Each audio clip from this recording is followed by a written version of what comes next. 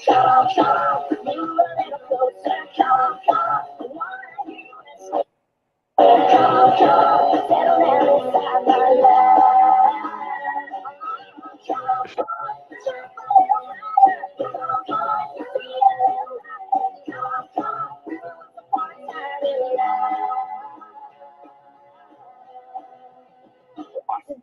in love. Accidentally in love. Accidentally in love. Accidentally in love. Accidentally in love. Accidentally in love. Accidentally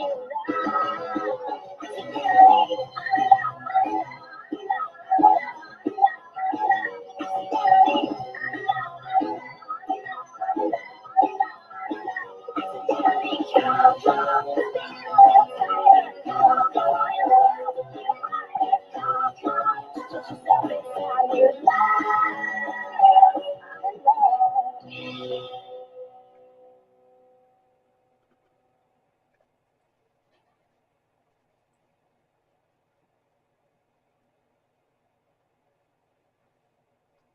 Salutations, ladies and gentlemen. Welcome to Podcast The Storm, where social awkward outcasts, crazy weirdos, and all around nerds convene to talk and debate all things pop culture. With me, as always, is my co-host, the nerdy occultist, aka the authenticator, Dalton L. Mortimer. Lovely to see you all tonight. And Brainstormer, your song choice made me laugh hysterically. I saw. They call me the gay one. God damn it! What's wrong with that song?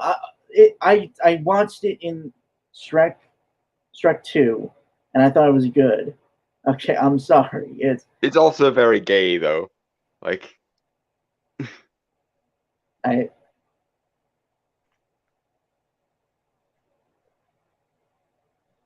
especially with the pitch shifting. Anyway, Yeah, obviously, as Dawn had said, I am the brain from pop culture. Yeah, okay. I'm not apologizing for that intro. I'm actually very proud of it. no, I know. I was just busting your balls because, like I say, they call me the gay one, and he picks that song to end the month off with. To be fair, I was kind of rushing because I forgot to grab one. And I probably would have gone with LOVE, the old school. I think it was a Nat King Cole song first, and then Frankie did a cover for it. Well, also the pitch shift is I had to do that obviously because copywriting and stuff. So. Yeah. I don't know how we can get copywritten when you consider we don't even monetize the channel yet, but apparently we do. To be fair, that's filtered through my mic, just simply on the fact that I cannot broadcast that on StreamYard itself, like the audio of that. I'm literally playing a YouTube video, so I was accidentally in love by Counting Crows. If you want Dragon Turtle. Anyway, once more into the love themed Reach of Madness, and then we'll return to your regularly scheduled Podcast of the Storm next week. It will also be our anniversary next week because we started this podcast in the first week of March in 2019, specifically March 3rd, but obviously the date shifts around because, whatever is the first Sunday in March is our anniversary. Now, granted, I want this to be known that I actually wanted to skip the last week of February and just start stuff because I'm kind of just over everything, and I really don't want to cover the next thing. You got burdens and fries. Thank you. Yeah. Get 3 apiece. Gotcha. Got making 9. Okay, but I insisted that we do right by Valentine's Day, and also nuke this next thing in orbit because it deserves to be nuked from orbit. So I will be fully honest. I don't know if we're going to technically be able to finish it. If we can't, then that's something to stow for next year. Yeah. Okay. But we're willing to basically make this entire episode just this article if we have to. So yeah, we'll at least get pretty far with it. Yep. Also, hello, Chrononaut. It's not like it's a rewriting Ripley length thing. I know, but it's us, and I feel there will be tangents, I'm sure, and if Corrupt shows up, there will be even more tangents because he is the spoon that stirs the coffee. Why not around here? TLDR it. Mm-hmm. Intellectual honesty, I believe, right, Don? Yeah, we don't TLDR things. We go through in excruciating detail and bitch slap the shit out of the stupidity as and when it happens. All right. Okay. So this is from the Democratic Socialists of America, Las Vegas. That Valentine's Day, Every Day, A Socialist Perspective. This was published February 13th, 2021, and written by Travis Sanderson and Andrew Sebald. If I say names wrong, I'm sorry. I'm just not good with names. He's nomenclaturally illiterate. That's the best way of putting that, I guess. All right. Shall we? Yeah. Corrupt will come when he comes. That's just how it always works. That Corrupt does what he do, and if he doesn't show up, then we'll probably get through the article faster. If he does show up, then it'll probably be more entertaining. That's the trade-off. Right. Okay. Today, we do not celebrate Valentine's Day as commonly imagined. Long ago, Valentine's Day became an artery connected to the hearts of the capitalist project. Jesus Christ, that is... If that isn't fucking propaganda... The stupidest way to phrase that, I've never... Yeah. I was going to say propaganda. Yeah, that is also true. What the... Oh, great. Okay, but I guess since we're stopped, I will at least address this point. For the 500th frickin' time in relation to holidays, because this is a pseudo-intellectual, semi-Daria-esque thing that these fucktards always say in relation to holidays. The desire for people to celebrate this holiday already exists.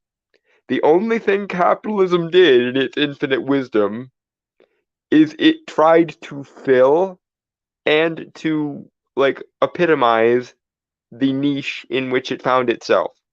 i.e., someone wanted a service and someone tried to provide the best quality of that service they could. Enough with this vilification of commercialization bullshit. It happens all the live long time, and I hate it. The only thing that capitalism did to these holidays is it tried to fill a hole in the goddamn market. I'm not a big fan of the phrase capitalism working as intended, but if there is such a thing as capitalism working as intended, that is it. The commercialization of holidays is the natural end result of people wanting a service rendered unto them and someone being crafty enough to render that service in a way that exponentially increased the market. Moving on. Yeah, I had to disappear for a quick sec because, well, I was going to get food, but still some stuff. All right. Let's keep mind on now is just the first sentence. I know, but God, once more into the reach. This is why we saved this one, because I knew this one is a special kind of entertainingly stupid. Right. Okay. And that's also why I insisted on doing it. Right. I feel like it would be shortchanging y'all and ourselves if we didn't touch on it. But anyway, moving on. Valentine's Day is festooned with ostentatious flowers, boxes, abundant quiet chocolates, and engagement rings. While none of these objects are themselves symbols of capitalistic corruption, they can never be replacements for fulfilling. My God, I'm sorry. Can I give the layman's version of this before you go into detail? Okay, go ahead. That is like how that does not sound like a legitimate. What's the word? Like legitimate thought process. Like that sounds like a 1950s just parody of a communist or socialist or whatever you want to call them. Yeah, because these people have very little self-awareness and they wind up basically making cartoons of themselves. But that's neither here nor there. I'm sorry. That's just what I was getting from that. That's further to the point though. The reason why Valentine's Day is festooned with those things is because that's what people want. Okay? And then the market proceeds to give people in a healthy, sane, non-ideologically corrupted market, mind you, what they want. There is a hole in the market, someone tries to fill said hole in the market, and the customer base is happy with the filling of that hole in the market or not, depending. Like, that's the reason why Valentine's Day became festooned with those things, is because those are the kinds of things people want to use to express their romantic feelings. And that's what Valentine's Day is for. Moving on.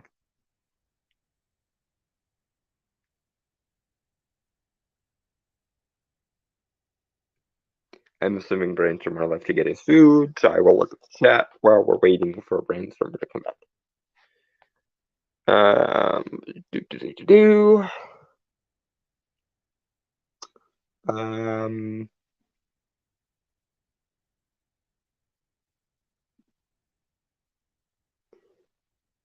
Yeah, we don't TLDR things because if we TLDR things, then they'll shout straw man, and also we won't be actually addressing the point.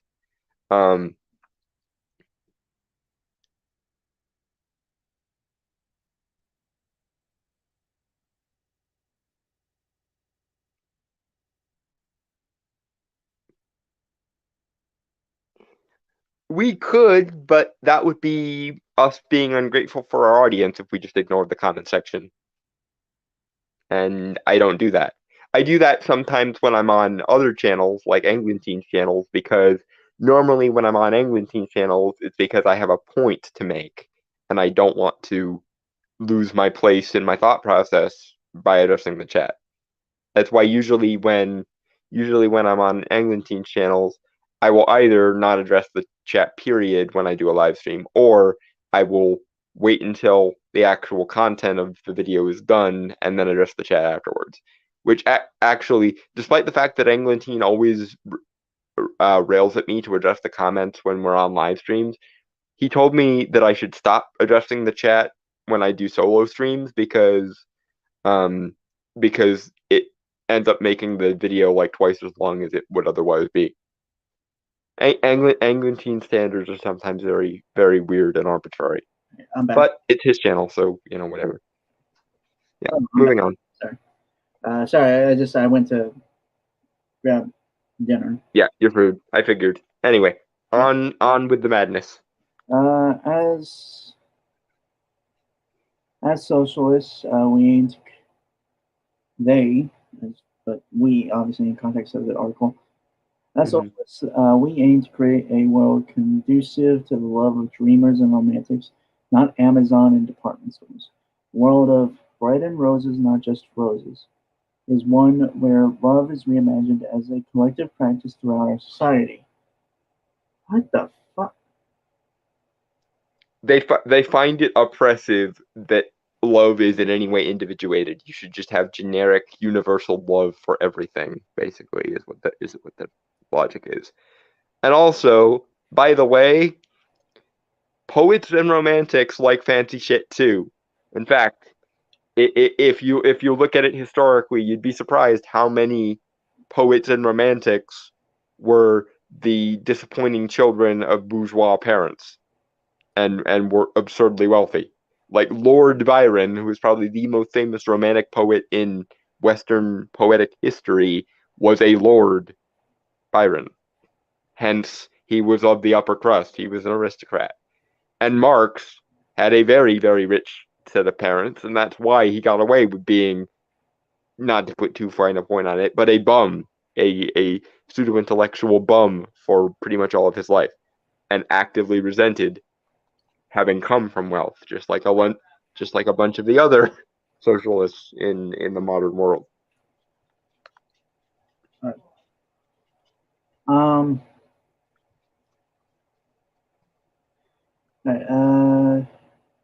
Okay, I'm going to address what Drankel just said. It is a lesser-known tenet of communism that you don't have the right to separation. You must be forced to be part of the collective in all aspects. Yeah, they lionize the concept of freedom of association, but they forbid the concept of freedom from association, which is normally where I part company with them, because I believe in the freedom of association, but I also believe in the corresponding freedom from association. Mm-hmm. Oh, that's a really good fries. Mm-hmm. I mean homemade fries right now. So. Yeah, but in any case, I will point out that I haven't eaten yet today, so please keep the happy food noises to a minimum. I don't have to torture myself. I mean, I was supposed to have, to be fair. I woke up at 5 o'clock and I was in the shower until 10 minutes before we normally jump on to talk. So I simply didn't have time to eat anything yet. All right, fair enough. I'll keep my comments to myself. Although now you've given. Yeah, now you're gonna be tempted to do it just to fuck with me. I know, but I mean Chrononon.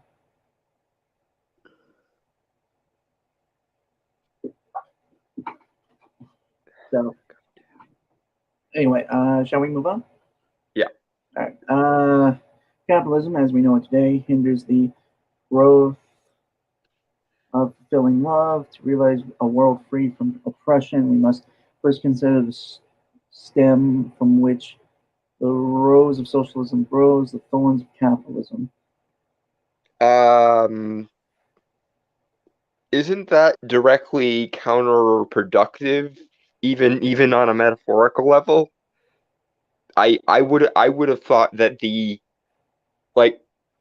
not to tell you how to do your own fucking propaganda, but if I were writing this article, I would have said something like the rose of socialism grows out of the ashes of capitalism, especially because practically speaking, that's what socialists post-Marx believe, is that capitalism will one day end, which, by the way, there is no evidence for that absurd presupposition, and socialism will be the next logical extension of societal evolution. So if the rose of socialism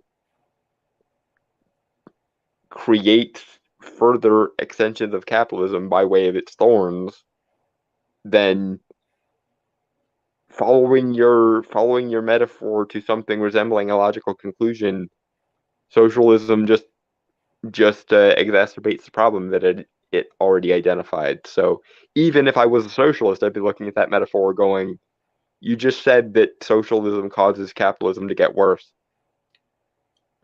Propaganda fail.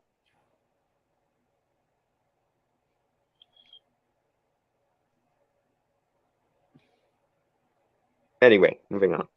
Right. Healthy competition, in air quotes, is the dominant ethic of capitalist ideology. Capitalist systems encourage people to challenge one another in every sphere of life. Everything is fitted into the equation of educated meritocracy, and talent. Value can only be measured by those who earn that value, rather than their intrinsic worth entitled to them by life itself. Others. Fuck you. You just walked right into my wheelhouse, so I'm going to bitch slap the shit out of you for this. You guys don't believe in the concept of intrinsic value. You are psychotically and philosophically fundamentally opposed to it, and I know that because Marx said so, and he was derivative of Hegel, who also said so. So don't be a socialist and use the concept of intrinsic value as though that's a thing you believe. Your supposition is that value itself is some kind of harmful delusion and that there could be no such thing as meritocracy. That's your supposition. And I realize you might not fully realize that in this particular cognitive microsecond, but if I challenged you on it, you would most definitely point this out. So, no, you don't get to use the notion of intrinsic value as though it's a thing you believe in. Most of the critical theory and socialist theory and any theory derivative of Hegel, which includes Marxism, doesn't believe in the concept of intrinsic value. It believes in the concept of social constructs and oppression and human arbitrariness.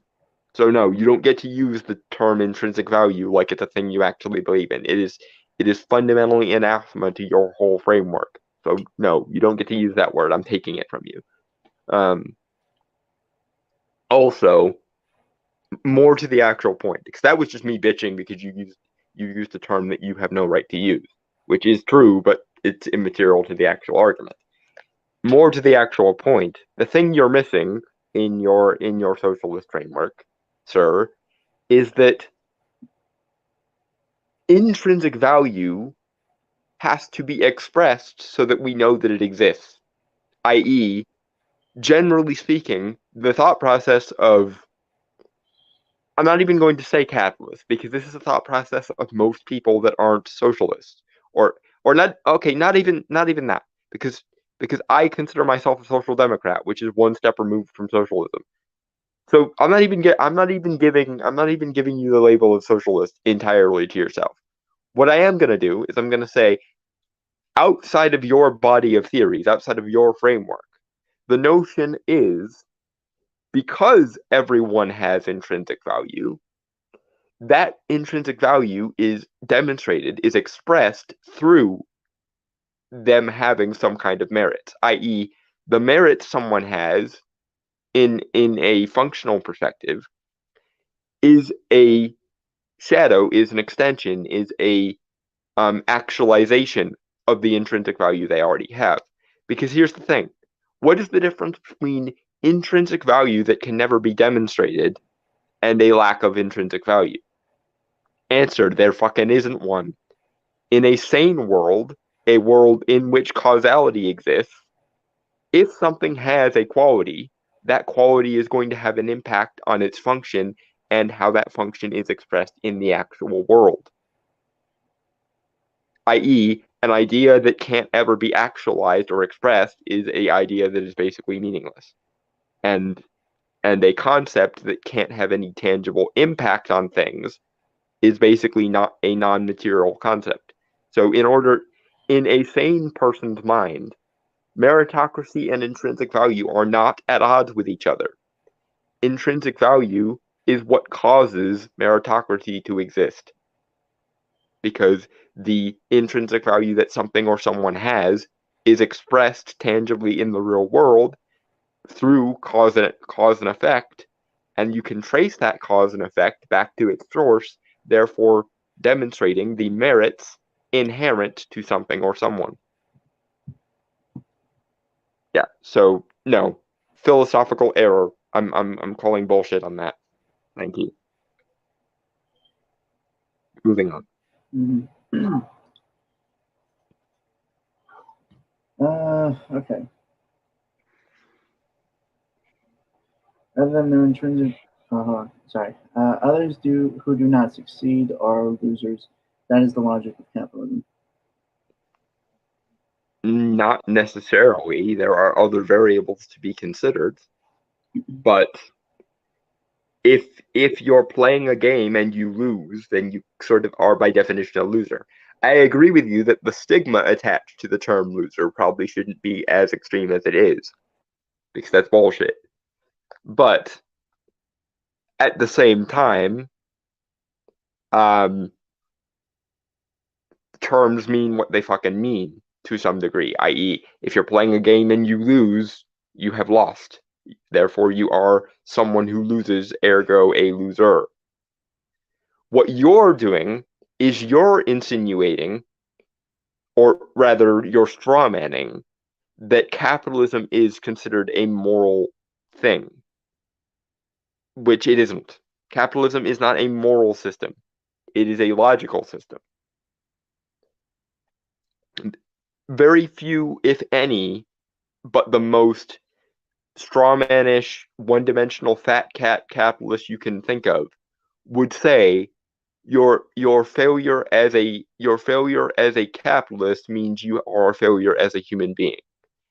And if any, frankly, bizarro and cap bullshitters would say that, I would disagree with them. But the thing is, that is not something that most people who subscribe to capitalism would say. They don't conflate a practical failure in business with a moral failure in like metaphysical terms. Your assumption that they do is you strawmanning the shit out of capitalism and people who believe, or people. It's not even a belief. Capitalism exists regardless of whether you want it to exist or not. You're strawmanning people who aren't socialist, and you're conflating your strawman with all of capitalism. Because that's the thing. There are plenty of people who aren't pure capitalists who nevertheless don't agree with your ideology. And yet you conflate anyone who criticizes you or anyone who isn't you with capitalism, even though they're not related. But no, capitalism never, to anyone's best knowledge, has a moral dimension. It has a practical dimension. It has a logical dimension. It has an efficiency-based dimension. But it doesn't really give a fuck about morality. You can add moral elements to it, like, for example, if someone has a business practice that relies on immoral practices, we can certainly judge them for that, and then that judgment will translate into a lack of business, which will then translate into a capitalistic failure. But capitalism in and of itself does not have a moral dimension. Capitalism is logical, it is causal, it is economic, and it is efficient, but it does not give a fuck about morality in and of itself. And anyone who does intuit morality from it is a moron. Yeah. Moving on. Natural contradictions emerge when love is added to capitalism's equation. Love is, in fact, the antithesis of competition. In love, everyone is innately worthy of both receiving and giving. Yet, in the words of Bell Hooks, Oh God. in her book, all about love, new visions, whether we learn how to love ourselves and others will depend on the presence of a loving environment. No. Again, love isn't this thing that's separate from logic, causality, or transaction. True love, frankly, is a fair transaction. True love is a situation where both parties are getting what they want from their significant other and are giving what their significant other wants in return. Acting like love is not in any way tied to any sort of merit-based system or quality-based system. It's just stupid.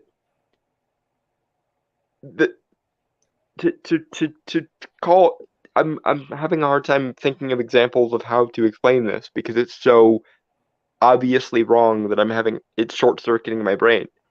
But okay, as an example, we all know about the concept of lovability, i.e., a quality that allows someone to be lovable, period. If we didn't understand that, you might be right. But this is what I'm getting at. In order to be loved, you must first be lovable. And if you have to do something or be something in order to be lovable, then there are criteria to meet in order to be loved.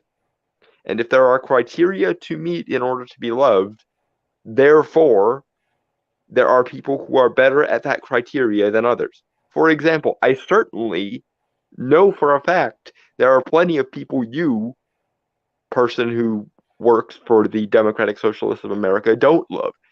Namely, anyone who has a positive opinion of or a neutral opinion of capitalism.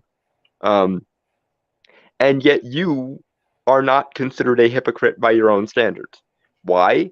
Because, according to you, people who espouse capitalism or are neutral to capitalism, because you can't be neutral on a moving train, are not worthy of love. Which means that you know the concept of someone being worthy of love or not. And if you know that concept, if you have an intuitive understanding of that concept, you've just proven yourself wrong here. Love cannot be universal because there are simply some things and some people that are not adequately lovable. They do not possess the qualities necessary to make them worthy of the thing we call love. Because love, like many things, is subject to logic and causality. And acting like it isn't subject to laws and logic and causality, or isn't subject to personal discretion, is stupid beyond the pale of reason. Moving on.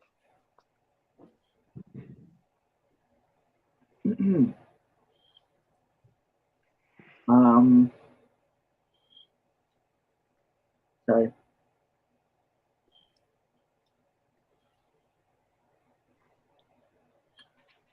I literally took a bite as soon as you said, let's move on.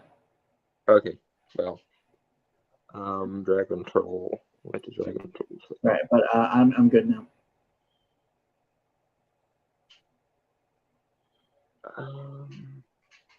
Okay, so yeah, move on. Okay. Competition in every sector of life prevents individuals from developing mutual and interpersonal support. How can individuals grow a collective love when they believe the person standing next to us is a competitor at work, in dreams, and the pursuit of happiness itself? Because of this thing we call linear causality. We have some things to offer a person, they have other things to offer us, and in a sane, stable relationship, we get together with someone who offers us the stuff we're missing and also wants the stuff that we have to offer. It's a very stable linear transaction. And this is why I hate the vilification of transactions that you people do. Transactions are an extension of logic and causality in human terms.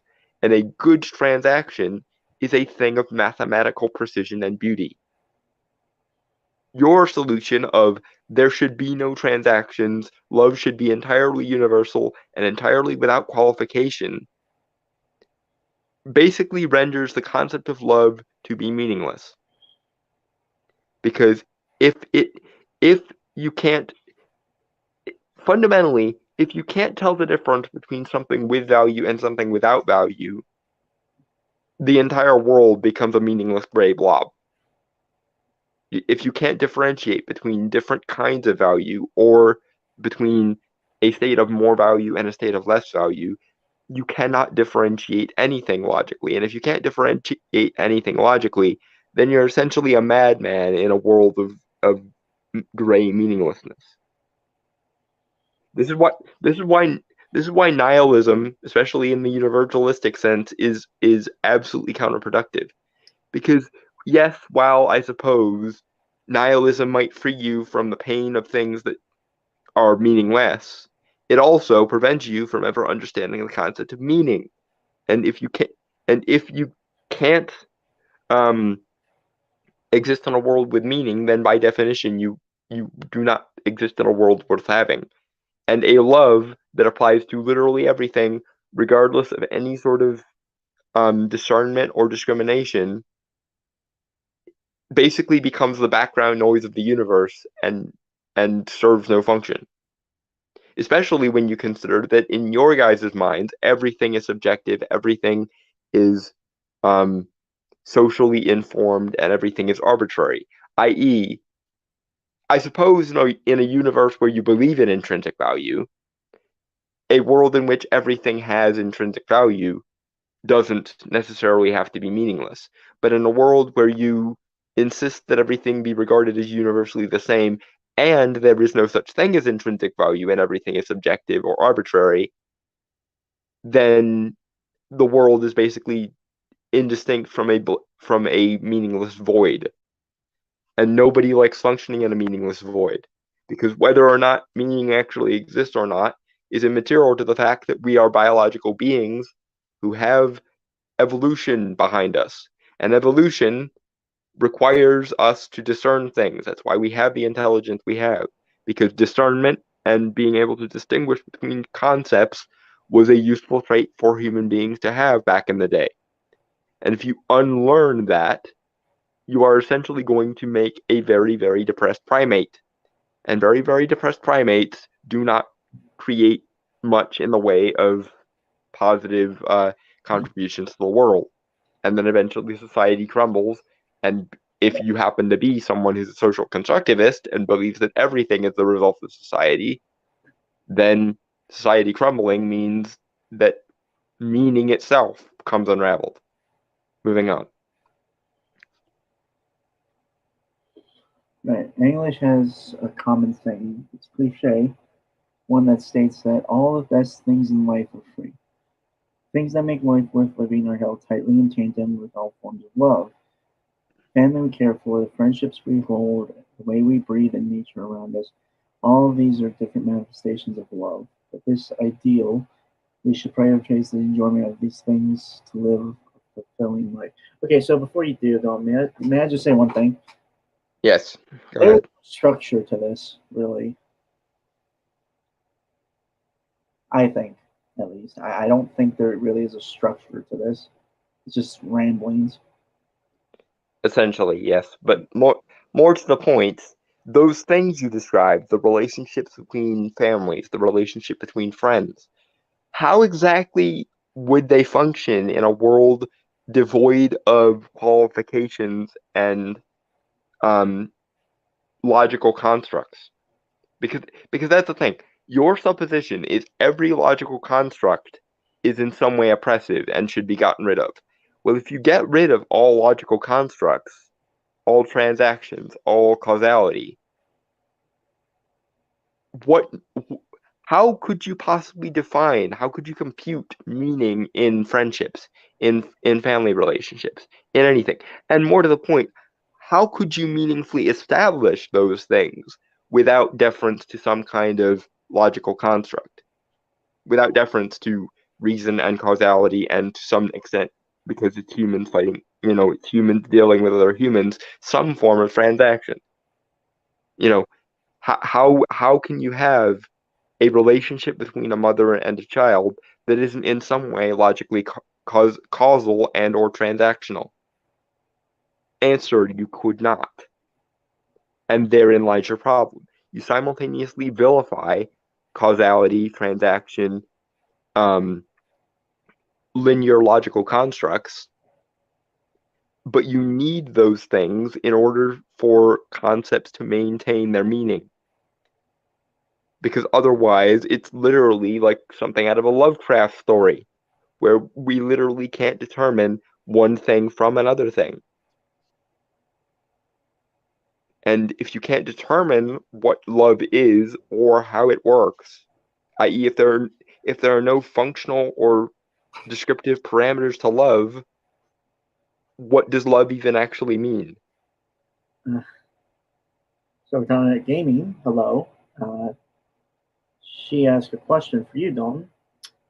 If you had to give up something you love to get back Dr. Fate's old backstory and the helmet not being a possessor, would you? It depends on which thing. In general, my answer would be no. In general, my answer would be I'd rather make a new bargain with a different entity rather than lose something that I already have.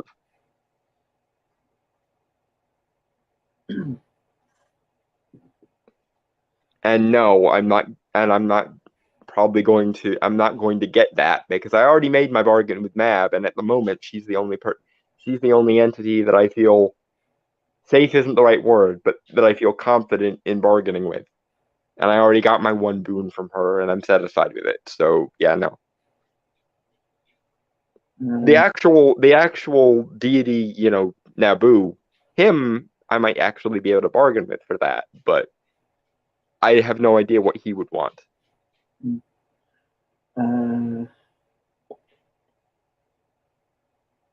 Well, yeah, moving on. All right. Each individual deserves to prioritize that which makes life fulfilling, but under the current conditions of oppression, that is not the case. When compared to other ideals formed in the vacuum of capitalistic ideology, such as hustling, the grind, and working for the weekend, how can we enjoy the best things in life when we are told we should be prioritizing our careers, our jobs, our schoolwork, and our side businesses? How can love exist in a system that also worships ideals that contradict love itself?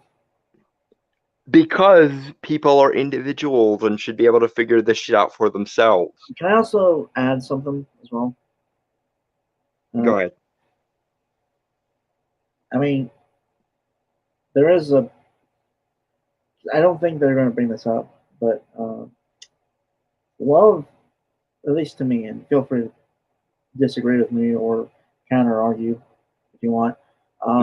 Love requires a bit of sacrifice as well as give and take. Yeah, it's a bargain. It's a transaction. Yeah. And no, that's not a bad thing. Like I've explained that to people before, and some people have literally called me a sociopath because I consider love and friendship to be bargains that need to be upheld. But in my experience, it's either treating love and friendship as a bargain to be upheld, or you wind up with this shit where love means absolutely nothing. Yeah. And it's just some sort of abstract woo. It's so fucking stupid. Also, back to the actually addressing the point. Sorry. The way you do that, okay, the way you do that, person who wrote this article, is you acknowledge that society is telling you wrong shit, and then you proceed not to do it. This is the thing. You completely ignored personal agency, even though your argument at this particular juncture is reliant on individual agency. You just deferred to the individual deciding what's right for them. But in order to do that, an individual has to have agency. And then you went on to explain that because the system, quote unquote, wants a certain thing, you have to automatically go along with it. That's not true, though. You don't have to collectivize. You don't have to do. Because I said so is not an argument, either on a personal level or on a societal level. If society is telling you to do something you know is wrong, then bollocks to society is the correct answer. But you completely ignored that. You assume by default that human beings are blank slates and will automatically do whatever society tells them to do. And they're not. Like, John Locke was right about a lot of things, but he was dead wrong about tabula rasa. We know more about evolutionary psychology and biology now. We know that human beings aren't blank slates to be filled with whatever the fuck society asks of them. And we also know the society was by and large created by human beings because of the inherent natures human beings actually have, regardless of whether they want to or not. There are some things outside of your conscious control, yes, but your reaction to society is not one of them. If you find society to be wrong, then rebel. We used to, especially on the left, understand this. This was what gave rise to the punk movement. This is what gave rise to the goth movement. When society is wrong, you oppose society. But your entire argument is rooted in the idea that because human beings are blank slates who will do anything society tells them to, they have no personal agency, which is bullshit. If you have a problem with society, live your own personal life differently than society wants you to.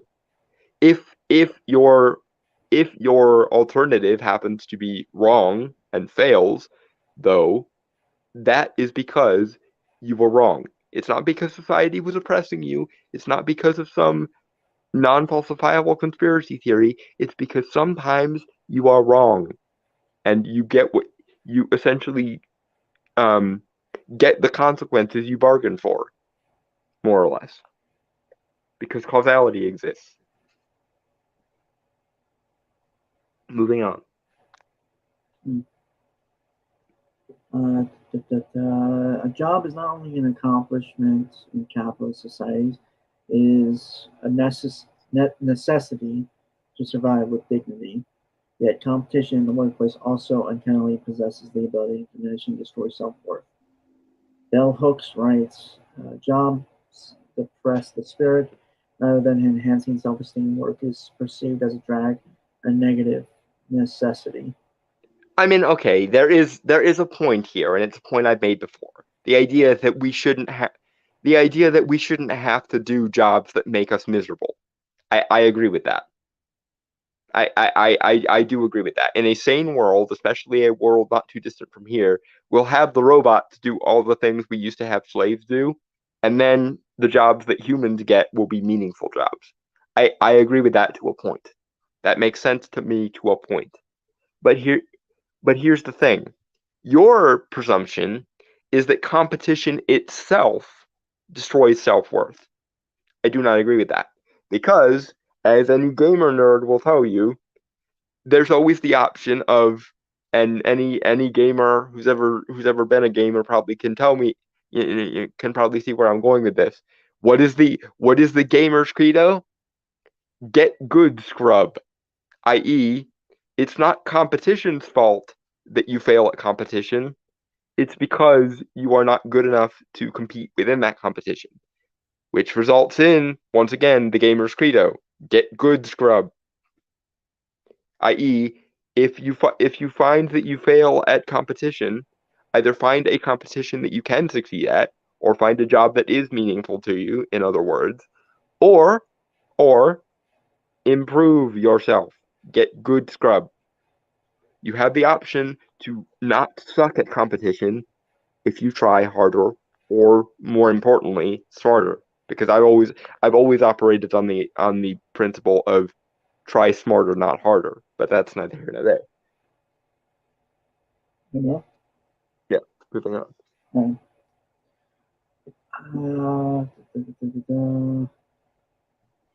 We need to have a job that often leads to diminishment of self-worth, sets individuals in our societies up to fail. No, it's the kind of job we have to do. And again, most of that is because, and this is the unfortunate men's rightsy portion of this, we have mostly men to thank for doing the jobs that we used to have slaves do for free. In future, however, we will have robots to do the back-breaking, soul-destroying labor that no one in their right mind would actually choose to do of their own free will. And we, the humans, will instead spend our time doing jobs that we actually find meaningful and fulfilling. Because that's the middle ground that you guys don't understand. Yes, jobs that no human in their right mind would meaningfully choose to do if they had the option do exist. Yes, that is a bit of an issue, but that is also something that can be resolved by automation. And then when automation eliminates all the soul-destroying, back-breaking jobs that no one in their right mind would ever choose to do of their own free will, people will then follow their own individual interests and individual natures into jobs they actually like. And at that point, there will be absolutely no thing wrong with this. Because being in a job that is crippling or psychologically mortifying, I agree with you. Those jobs, leave them to the robots. Fuck it. But there are also jobs that are meaningful. The only issue, which I do somewhat agree with you on, is that in the current state of things, because society kind of sucks, some people have to do jobs they wouldn't normally choose to do. My solution to that is have the robots do what the slaves used to, and leave the humans to pursue the meaningful jobs. But I don't see anything wrong with jobs existing, period. And that's where you and I part company. We both disagree that soul-destroying, back-breaking labor jobs, the kind of jobs we used to leave up to slaves, should be something that people are forced into. I don't, however, disagree that people should work, period. Because here's the thing. Even in my hypothetical future where automation has replaced the glorified slave labor we have most men do in this day and age, even in that future, people will still choose to work because people have the desire to do certain things. There will always be artists, there will always be carpenters, there will always be tradesmen, because some people really enjoy doing that work. The sewage workers, the miners, the people who roof, the people who do roofing in 500-degree weather, those jobs will probably disappear as soon as we get automation up and running. And so much the better. We shouldn't have been forcing human beings to do those jobs anyway. But the jobs that people actually do find meaningful should be done and should continue to exist, because people, even in a vacuum, even in absence of the need to, even in absence of negative consequences, will choose to do work because work is meaningful, or should be, and has meaningful consequences. That work you're never going to stop people from doing, because people have individual natures and they long to express those individual natures. Some people are literally born to be carpenters or plumbers or fucking tradesmen of any given kind. And there are some people who are born to be artists and creatives and so on, so forth. The only thing I agree with you on is that in our current system, there are some people whose natures would drive them to do one kind of job that they're not allowed to do because rent's due on the first, and so they have to do backbreaking, meaningless jobs instead. But we can easily fix that without all the socialist gobbledygook. We can fix that with automation. Have the robots do the slave labor and leave the meaningful labor to the humans. That's my answer.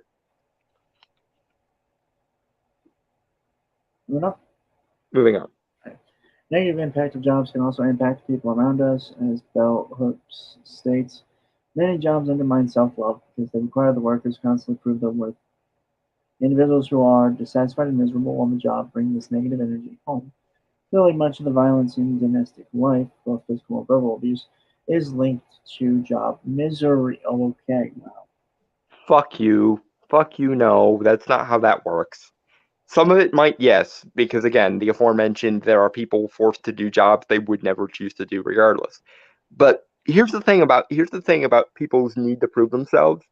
That's never going to go away, because there's something in the human spirit that actually requires us, like it actually makes it pleasurable to want to prove yourself. That's why even in leisure time, even in our fantasies, a lot of our fiction, a lot of video games, for example, as a good simulacra of what we would choose to do if we didn't, if all other things being equal. Even video games usually revolve around proving yourself capable of doing something. How many stories, how many games, how many pieces of fiction revolve around essentially the good old standby of stalwart hero goes off and slays monster to prove his worth as a human. That's never going to go away. That impulse to prove yourself is A, not a bad thing, and B, a fundamental part of human nature.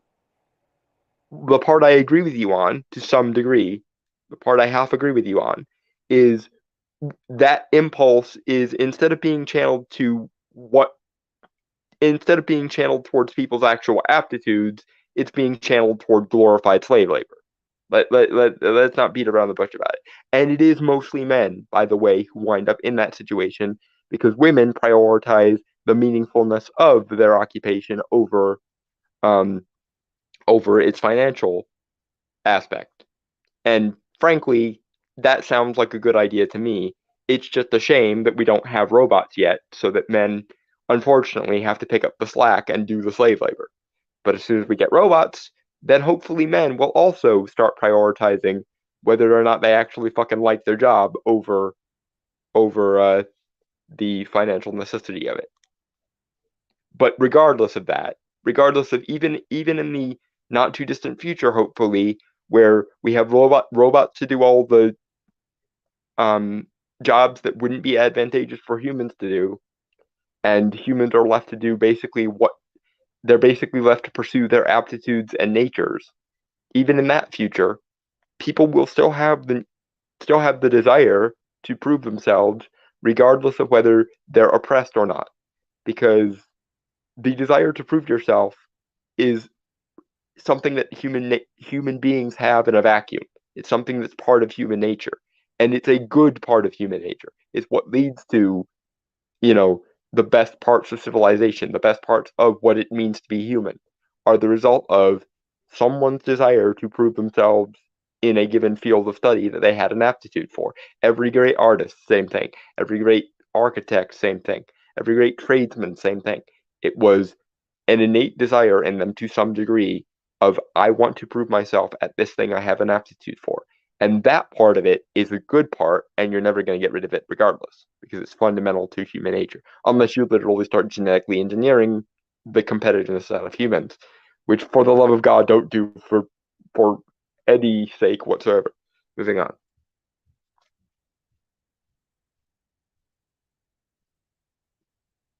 I'm assuming Brainstorm are left to either get more food or take care of his plate.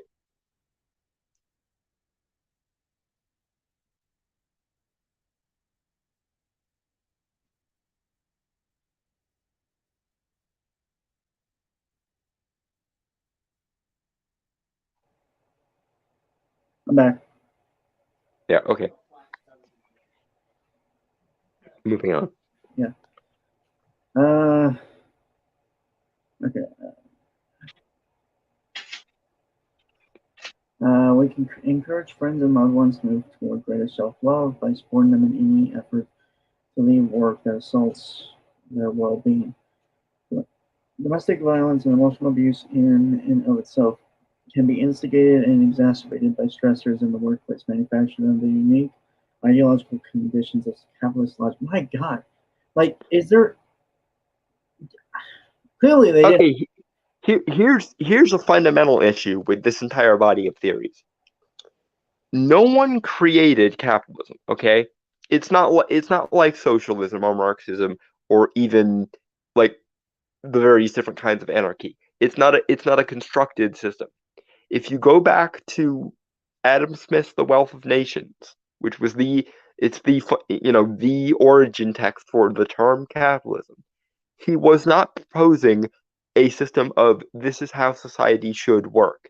He was asking himself the question, how does society already work? And how can I understand it? He's basically the world's first sociologist ultimately. And that's the fundamental difference between capitalism and socialism or Marxism or any number of other theories. Capitalism was and is organically emergent from society. Socialism was a deliberately invented counterweight to capitalism. And so you really can't blame capitalism for anything because it's not a separate entity unto itself like socialism would be or Marxism would be or communism would be. Nobody invented or instituted capitalism. Capitalism is a naturally occurring phenomenon. And yes, I'm aware it necessitates some kind of external system added to it so that it doesn't devolve into sweatshops and child labor, a la the 19th century. I'm well aware of the virtues of mixing capitalism with other things, the mixed economy. But what you need to understand, my dear socialist, is that many of those mix-ins already happened over the course of the late 19th and most of the 20th century. There are very few pure capitalist countries on the face of the freaking earth. Almost all of them are mixed to some degree or other. What we should be arguing over, if we're going to have a meaningful conversation, is how much mixed with other things capitalism should be. My money is on the the Scandinavian model, the Denmark model, because they appear to have found the sweet spot, or at least as close to the sweet spot as a civilization has gotten yet. But communism and socialism don't have a great track record. Social democracies, yes. Social democracies, like I said, the aforementioned Scandinavian and Nordic models, they have an amazing track record. They have the highest quality of life per capita of any countries, period. Socialist and communist countries, on the other hand, fail in quite genocidal, overt fashion. So if we're judging these systems by way of their results, capitalism organically exists regardless of whether anyone proposes it or not, or whether anyone understands it or not. Social democracy is a pretty sweetly balanced, pretty sweetly balanced system that results in the highest quality of life statistics we're aware of. Socialism, communism, and other similar systems fail in a genocidally destructive fashion. So maybe we should stop at social democracy and not go anywhere near socialism or communism, because social democracy actually can make capitalism more efficient and better for humanity. Socialism and communism result in genocide, whether they mean to or not. So there. Moving on. Right. Okay. It does not need to be the case for many working people. Jobs are nothing but soul-draining necessities that drain both workers' lifestyles and emotional capacity to pursue interpersonal wellness. That is the direct result of the alienation of livelihood from life. As Karl Marx described in his theory of alienation, we are alienated from what we spend most of our day doing. Before the market dominated every fiber of our society, what we did professionally created visible value. We could see with our own eyes how what we made with our own hands satisfied a human need. We could decide the value of our production, and we could choose when to stop working at the end of the day. Okay, that's one of those half-truth things. Because here's the thing. You can still have that connection to your job if your job is meaningful. The old-fashioned standby of if you love your job, you've never worked a day in your life, that old chestnut, that isn't alienated. That is definitely you being actualized as much as you conceivably can be. If you find a job you like and, you have an aptitude for, then you can actually enjoy your job. And again, I will accept this half of this issue. I will accept half of this truth. I do believe that in the not too distant future, when we have automation as a resource, we should replace many of the soul, the soul, mind, and back destroying jobs, the kind of things that we used to have slaves do, with automation. That seems to make sense to me, and therefore people can pursue jobs they actually like. But your supposition is that no matter how much a person likes their job, and no matter how much a person would freely and willingly choose their job, they still would be alienated. And I call bullshit on that part. Yes, people should only have to do jobs they actually want to do and have aptitudes for. That's fine. I'm on board with you there. But those jobs actually do exist somewhere. They can do them. And to some degree, even now, even in this pre-automation world where people do wind up still inevitably doing the kind of jobs we used to have slaves do, even then, people still have some latitude for choice as to what jobs they will and will not accept. Yes, that those choices are limited, and yes, they should be broadened, and yes, some of those choices are not meaningful choices. I will give you that. But even then, it's up to you to decide what job, where you draw the line, what you find acceptable, even now. And later, when we have automation to have the robots do the slavery jobs, even then, even when that happens, people will still choose to do jobs because they have aptitudes, and those aptitudes long for some kind of expression. Try to tell an artist that they should never do work again. Try to tell someone whose aptitude for all the world is an artist not to do art again. You will make them miserable. Same thing with someone who's meant to be a carpenter or a metal worker or whatever. Like barring the dirty jobs, the kind of jobs that are not conducive to human survival, the backbreaking mining jobs, the roofing jobs, the sewage jobs, etc. Barring those ones, the ones that we shouldn't have had humans doing to begin with, frankly, people will always choose to find a job, find something to do with their lives, and will seek to do their best to do those jobs. Unless, of course, you biologically or socially engineered the shit out of people, in which case you might convince them not to do that, but you'll still make them miserable. Because people have individual natures that even in the absence of external variables, they would choose willingly to pursue, and not allowing them to pursue it on the grounds that work is bad will kill them by way of sadness and misery. Moving on. Right. Most of those privileges have been robbed from us as market profiteers reduce us to the status of employee, or in the union busting terminology today, independent contractor. Without control and with prices determined by managers in offices thousands of miles away from the workplace. While corporate CEOs leave the office for hours to exchange pleasantries at golf courses with other cronies of business, entry-level staffers toil for hours on end. Workers return home exhausted and sore from jobs they derive no joy from, the loved ones for whom they cannot muster even a hello for. Alienation from labor in the Marxist sense harms healthy relationships and love in our lives. Okay, and your solution to this is tear down the people on the golf courses. My solution is give everybody access to the golf courses. That's why I'm a social democrat and not a socialist. I don't hate the rich. The rich, frankly, if the poorest of the poor among us lived like people in the Western, like, upper middle class, I wouldn't have a problem with the rich. As long as the poorest of the poor have a good quality of life, at that point I don't care. As long as the floor is high enough up and you can't sink below it, I don't mind if they raise the ceiling dozens upon hundreds of times.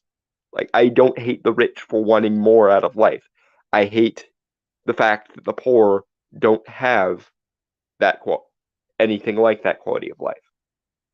But if we get to a future where, for example, the 3D printer has basically evolved into a version of the Star Trek replicator, and we have automation to do the jobs that are inhumane that we shouldn't have humans do, and therefore you can basically have even the poorest of the poor live like the modern day upper middle class do, I'm not going to whine at that.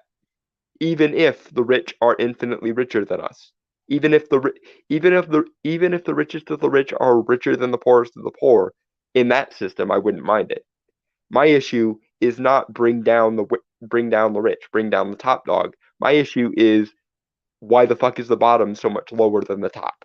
That's my issue. My solution is, rather than bring down the ceiling, which hurts everyone, bring up the floor so that there's less bar for people to sink when they're on hard times. That's my solution. Anyway, moving on.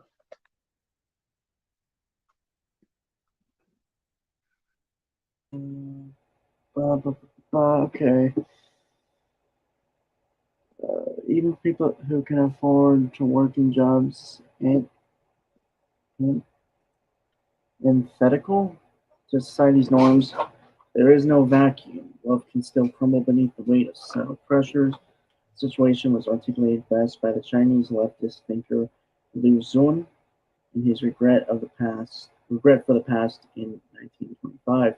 In the story, two people in a fever heat of revolutionary love get together, filled with passion for each other, while the two were radically oppositional to their patriarchal society. Their ideals were not enough to escape their reality. After a year, poverty and near starvation strangles their love as they struggle to survive on idealism alone. The story is dramatic and exists within the specific conditions of Chinese society in its post-imperial period. It's also representative, stripped naked, of how even love between activists can be torn apart limb by limb by poverty's despair. Okay, my dude, again, this problem of yours of like this universal application of love is meaningless. We need the ability to discern at the very even if we allow for some kind of universalist human baseline of love, there's still going to be added elements on top of that, because we already do, a lot of us to a large degree, extend universal human rights and universal human compassion to people in general. You can make the argument we should extend more, and that's fine. But even then, no matter how much love you want to be universalized, there will always be individualized cases of, I prefer this person over that person. And you're never going to be able to deprogram that from human beings. Because to truly love someone, you have to differentiate them to some degree from the rest of society. I.e., there's a reason why we call our significant others. It's because they are more significant, as a general rule, than other people. And this also applies to friends. People who you are close to, people you consider friends, are more important to you than strangers off the street. That doesn't mean you should mistreat the stranger off the street. You can still extend baseline human affection or human compassion to them. But if you don't differentiate between the people you extend universal human compassion to and the people you romantically or interpersonally connect with, you're bad at both things.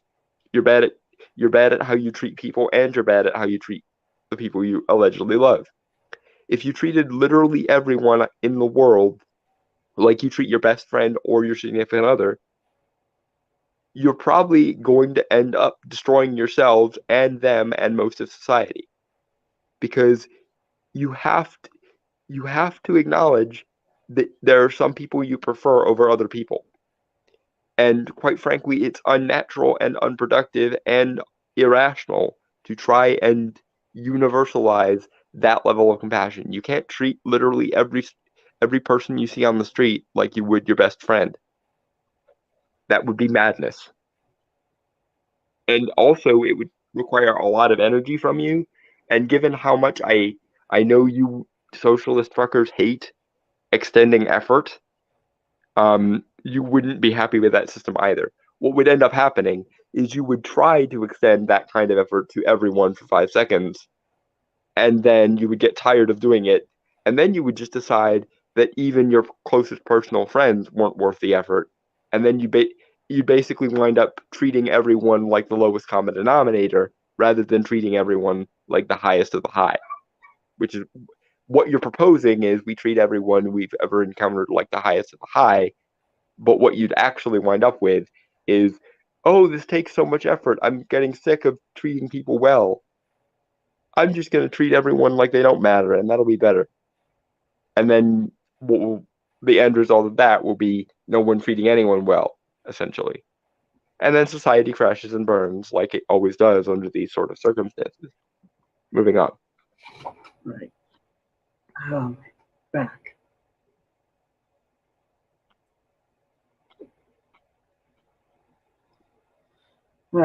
Capitalism and its byproducts are not the only oppressive forces that hinder the development of genuine love. Capitalism builds upon many of these structures of violence, like the prison industrial complex, which has been supported by corporations well documented in detaining and exploiting the labor of incarcerated black people. Love is hindered by the continued persistence of racist and white supremacist structures of violence themselves.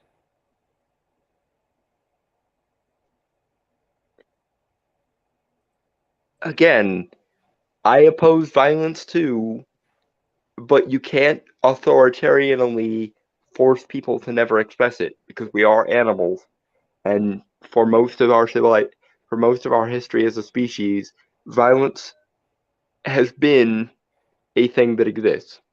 You cannot make the argument it's not necessary. You can make the argument that there are better options. But until you provide those better options, some percentage of human beings are always going to be violent because it's simply in our animalistic nature to do so. But by the way, your oppression narratives are ahistorical. Most of your suppositions about race and minority status are false and historically illiterate. If you actually went into detail on some of these claims, I could actually go into detail refuting them. But because you're speaking in nothing but philosophical generalities, I'm having a really hard time coming up with meaningful responses to you because you're speaking in such generalities, and usually false ones, that all I can do is point out that your suppositions are false. Be detailed, goddammit, so I actually have something to rebut. Moving on. Okay, the environments that claim to uphold justice for the victims of crimes like sexual assault, domestic violence, and stalking fall incredibly short of providing survivors the treatment they need to process the trauma they have suffered. Indeed, these environments often only expound on that trauma, as people who attempt to report are endangered not only by the perpetrators but by their societies.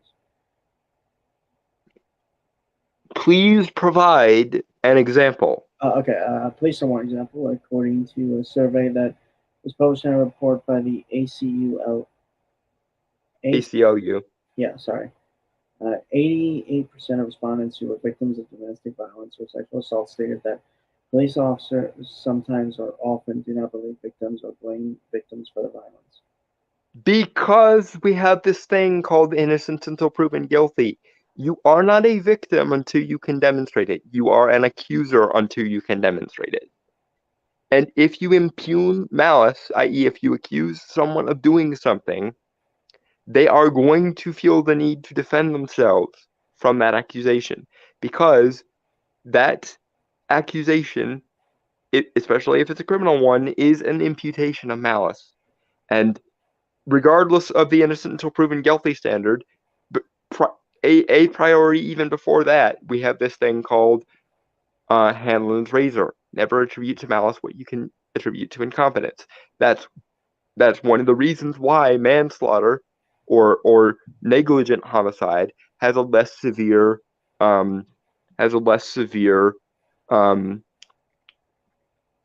what's the phrase? Punishment. There we go. Than premeditated or second-degree murder, especially serial killers. I.e., someone who kills someone accidentally does something categorically less bad than someone who kills someone deliberately and, while mustache twirling and cackling. And when you accuse someone of something, especially something as severe as sexual assault, which is one of the worst crimes it is ever possible to be accused of, you are imputing malice upon them. And whether it's through the innocent until proven guilty logic or whether it's through Hanlon's razor, the imputation of malice requires a higher burden on the person doing the accusing than the person being accused. I.e., if you accuse someone of a crime, it is your prerogative to prove that a crime has taken place and that that person is the person responsible for said crime, because you're imputing malice, and malice is something to be avoided whenever possible.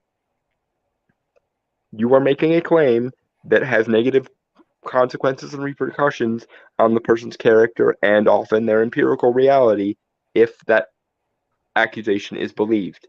Therefore, it is your job as the accuser to prove your case. You are proposing a premise, a claim, so it is your job to substantiate that claim, either logically or empirically. Period. That's why police officers don't believe quote unquote victims, because until the evidence and the logic has been put out in the open, a person is categorically not a victim. They are an accuser. Period.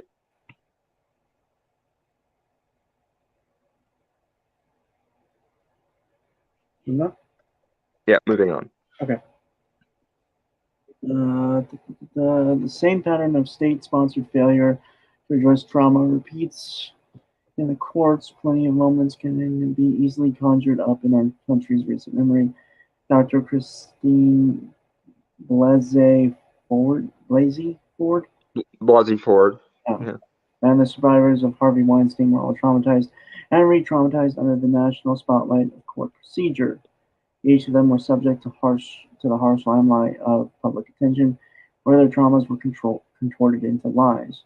They are only a few examples, a few drops in the sea of sexual violence aided and abetted by state-sponsored violence and societal structure itself. You are presupposing their victimhood. And as we just went over, someone who makes an accusation of someone else committing a crime against them is not a victim until they can prove it. They are an accuser until they can prove it. Because to accuse someone of a crime is to impugn malice upon them. And malice requires the burden of proof is on the person doing the accusing, not the person being accused. Period. And also, in the case of Christine Blasey Ford and many of the Weinstein examples, they were coming out 20 or 30 years after the fact and never attempted to engage with police originally, which is a variable that is worthy of being suspect. Because especially with a severe crime like sexual assault or rape, you would think the person would be emotionally vulnerable enough, would be rendered emotionally vulnerable enough by the act itself, because it's a terrible, terrible act, that they would want to go to some police officer. Unless, of course, they believe erroneously in the idea that the police aren't on their side, in which case it's honestly kind of the fault of whoever convinced them of that ideology that they weren't believed. Because it's very easy to believe a alleged victim who comes out immediately after the fact, because the evidence of the act is still intact, and the memories of all parties involved are as clear as they're probably ever going to be. If you do so 20 to 30 years after the fact, though, the physical evidence is likely to have been destroyed. The recollections of the people involved are likely to have been fuzzied, and one has to wonder again, if you suffered a severe trauma, why didn't you act on that severe trauma at any point in the 20 years preceding this issue? So yes, it is perfectly justifiable to be skeptical of those people, because number one, you're not a victim until you can prove it. You're an alleged victim or an accuser until you can prove it. And number two, given the circumstances are counterproductive to the evidence and logic behind the accusation, there is no way to prove in many cases that a crime has taken place. And in such a case, the burden of proof is on the accuser, not the accused. End of discussion. Moving on. In this regard, the state assists its guiding philosophy of individualism and exasperating trauma. Perpetrators of pain, whether they be assaulters, police, judges, lawyers, often labeled as bad apples, rather than regarding them as emblematic of societal structures. Perpetrators are considered to be outliers, individuals in an individualist society, unable to possess collectivist characteristics. Yeah, no one. I don't want to be part of a fucking collective. Well, more to the point, following the logic that we've outlined twice now, if you are an accuser, if it is your goal to impugn malice onto something, the burden is on you to demonstrate it. Therefore, that principle gets even more magnified if you want to universalize it. I.e., if you want to say an individual is bad, you still should have to prove it, but at the very least, saying an individual is bad is a much less extreme claim than saying everything in society is bad. You see how the scale is much smaller in the first case? I.e., picking out one random person and saying this one random person is bad is much easier and much smaller scale a claim to prove and to accept than saying literally everything in society is bad, therefore let's scrap society. That is several orders of magnitude of a more extreme claim. And therefore, because it is a more extreme claim, and in this case, particularly because you want to impugn malice with that extreme claim, not only do you have burden of proof because you want to impugn malice foisted upon you, you have even more burden of proof because you're making an exceptional extreme claim. Because whether you like it or not, most people don't think in collective terms. Most people think in individualistic terms. If for no other reason than a simple matter of scale, i.e., it's a much smaller breach of someone's understanding to believe that a single human being could be bad than to believe that an entire group of people or an entire concept could be bad. And because of that, it is an extreme claim which requires extreme proof, either logical proof, a la, making an argument, or empirical proof. Ideally, a little bit of both, because that is the best way to make an airtight case. But point being, it's already on you in terms of burden of proof to prove that one particular person is wrong, is bad, is false, is morally bankrupt, is whatever. It is even more on you to claim that society at large is to blame for something, because the larger the thing you're trying to demonstrate, the larger thing you're appealing to, the more burden of proof is on you to prove. Because it takes a lot of effort to push someone that far out of their comfort zone, that far out of their way. As well it should, because otherwise we would all be meaningless drones who believed everything we were told, and nothing meaningful could exist in that state. Moving on. Excuse me.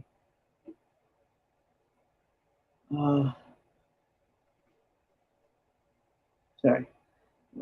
But as many survivors, victims, advocates, and other actors have stated, these acts of violence are not individual crimes, rather they are societal manifestations. To explain this point best would be to quote Annelle Miller from her book, Know My Name. This is about society's failure to have systems in place in which victims feel there's a probable chance of achieving safety, justice, and restoration rather than being traumatized, publicly shamed, psychologically tormented, and verbally assaulted. The real question asking is not why didn't you report? The question is why would you? Because most people assume logic and causality exist and operate on an individualistic scale. Because frankly, it makes more sense to deal in small scale, individualistic, and more importantly, logically linear terms than it does in large scale or abstract terms. There is a greater burden of proof on someone making collectivist or abstract claims than there are on small scale or individualistic ones.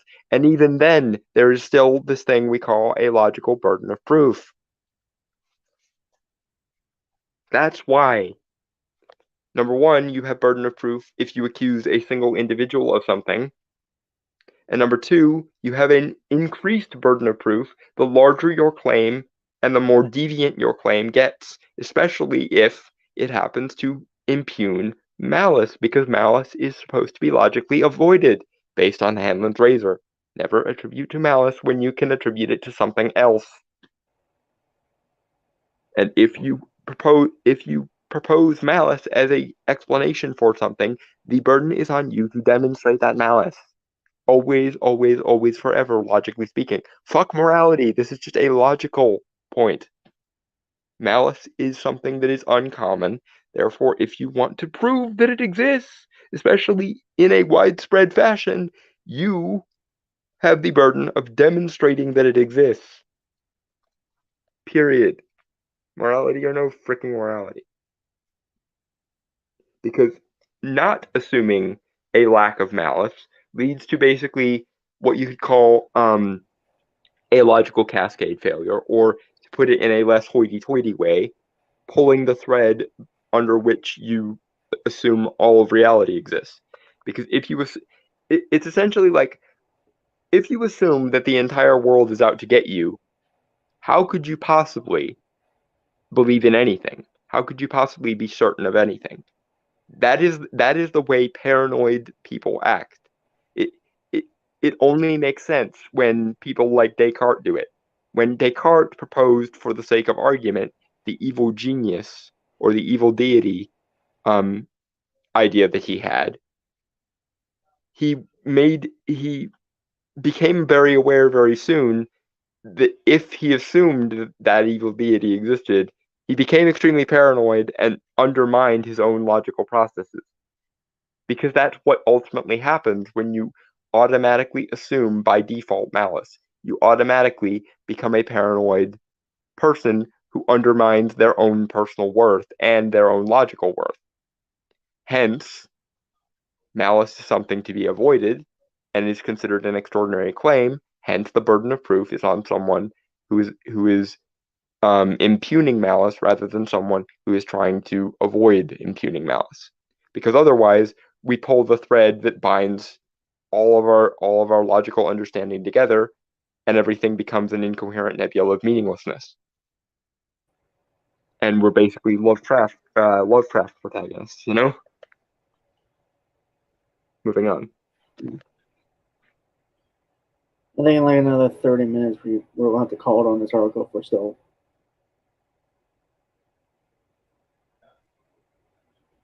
Okay. I mean, it looks like we're nearly done, but again, I know us, so. How long is this article? It looked longer when I looked at it, but it might be shorter actually. It's not that long. Like we have 1, 2, 3, about 5 paragraphs left. Okay, no wonder it was so packed with stupid. There are articles that are long and stupid, but the stupid is spaced out, and there are articles that are short and stupid where the stupidity is crammed in. And then there are articles like the Rewriting Ripley one that are both long-winded and packed with stupid to a ludicrous degree. Yeah. Fortunately, this is one of the ones where the stupidity is packed in tightly, but at least it's short. The societies we occupy constantly fail to provide love to survivors. People cry for help and often find themselves enduring more harm as a result. Many who need help do not speak out precisely because they have been punished for speaking their truths in the court of public opinion before. The only solution to this issue is restorative justice, a policy in political action and in foundational principles. Punitive measures that police and prisons and courts are used to punish individuals must be abolished and replaced with models of restorative justice.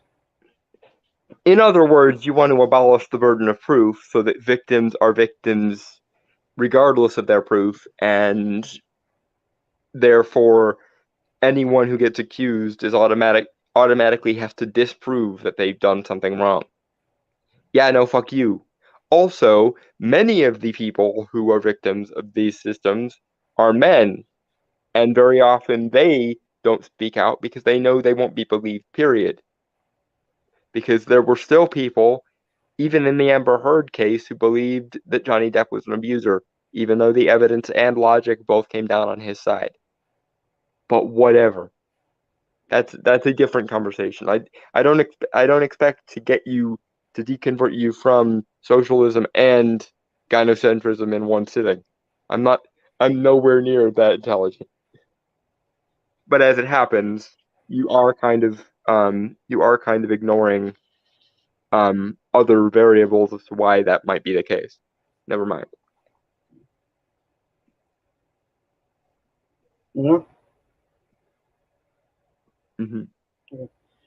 There is no restorative justice without love, and there is no love without restorative justice. Self-love and relational love are all more possible when we actively reduce and limit trauma and stuff. Okay, so I just want to put this out here.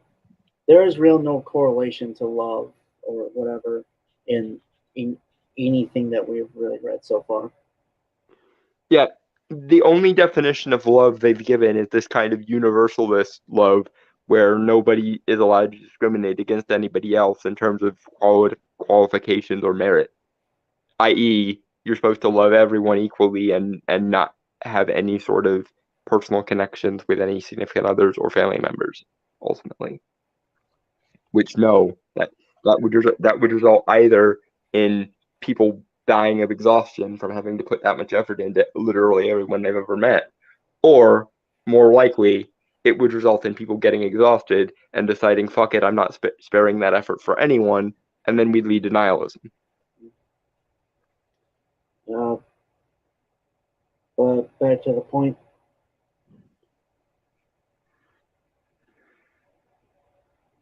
Like, you want me to continue or?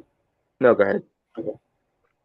While social structures harm our capacity to love, the solutions pop psychology offers for addressing mental health are woefully devoid of structural social analysis.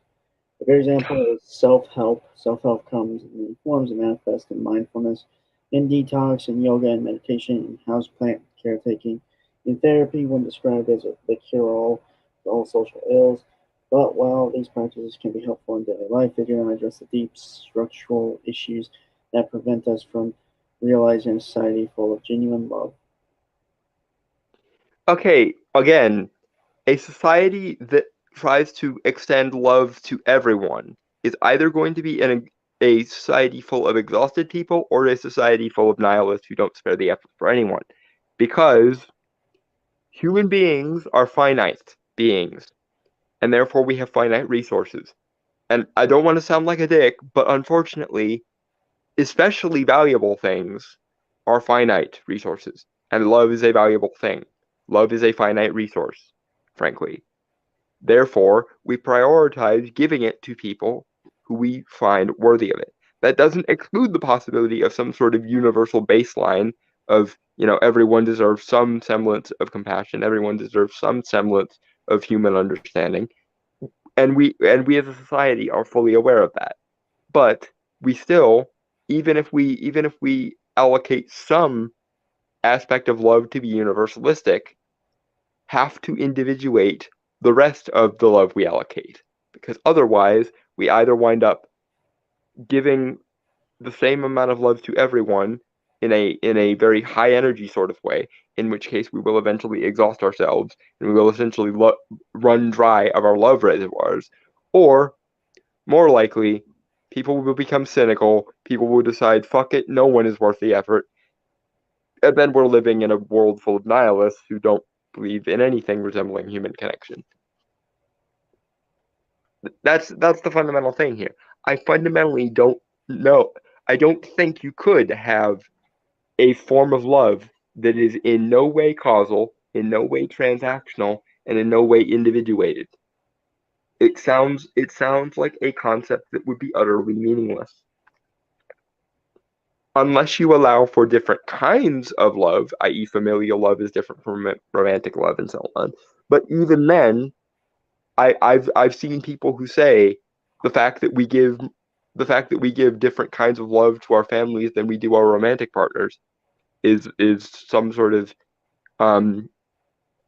capitalist construct or some shit. Therefore, there are people who would argue against that. So yeah, no. Even if I gave you the most benefit of the doubt possible, I've seen people on your side of the argument disagree on that point. So I can't even give you that.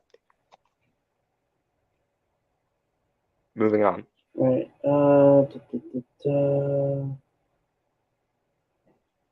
Individualism disguised in self-help hardcovers and healthy motivational bullet journals is not the collective liberation from the forces of capitalism, racism, and the patriarchy that plagues us. The traumas of our society and our history cannot be healed by the consistent relatement of the individuals to be better, but rather by the independent dedication of a community to heal together. No, hold on, not independent, an interdependent dedication of a community to heal together. My bad. Okay, because my dear, people are not born into collectives. People are not born into hive minds. People are individuals first, and any systems they do create or wind up in through emergent properties are secondary. You're born alone, even if you're born with an identical twin, you're still born as a separate entity than from your identical twin. That's why individualism is prioritized over collectivism, because collectives are more elaborate and more large scale, which means they take time to build, which means there's a greater burden on them than there is on individual action. Also, because human beings are individualistic primates that exist as singular entities, individualism necessarily comes first before collectivism. It requires a full tier of scale and a full tier of abstraction to get to the point of a collective from the point of an individual. And no amount of social engineering is going to change that, because we're still going to be singular primates with singular minds. You could sell this idea to ants. They might make it work. But even then, there is some level of individualism among the ants and among the bees, because they acknowledge they are separate entities. But they could at least probably make it work because their minds are more collectivized. But human beings are always going to see themselves as individual fractions of reality, individual beings in their own right, as well they should.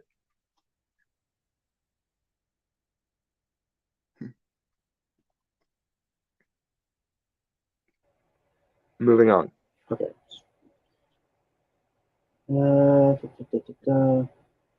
Okay, well, we're almost done. Mm-hmm. We must create a society where love is all around us. Love is when people can live their lives doing work they want to do with people they want to be with. Love is where everyone has health care and never has to worry about a family we're denied at the hospital door. Love is when single mothers don't need to wonder if they'll be homeless as they count bill after bill at a dinner table. Love is when no one is incarcerated. Love is when no one is shot in their own classrooms, in their own homes, by militarized police forces. Love is when our communities provide adequate resources for people to address their traumas. Love is fellowship, brotherhood, and sisterhood. Yeah, the last one, did you pervert? Okay, yeah, I agree with most of that. The only one I have a problem with you there on the surface is the no one is incarcerated thing, because unfortunately, again, you're making no allowance for individual action. Some people do things which deserve to be incarcerated with, and the only other option, frankly, if no one is being incarcerated, that maybe I'm being cynical here, but that implies to me that some people have been shot.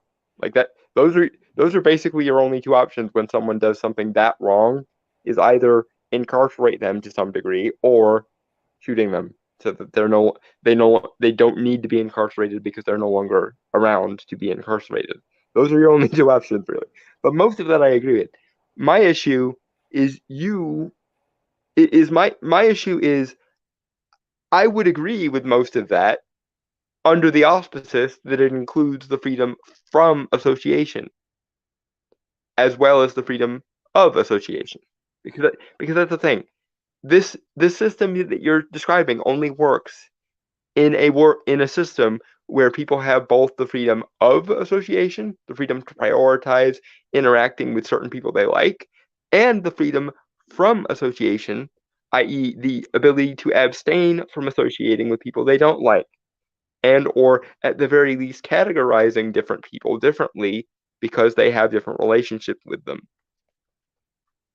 And your proposed universalized form of love, the literal, translation of the hippie free love thing, will result in an erosion or a deliberate destruction of all forms of distinction between different kinds of love.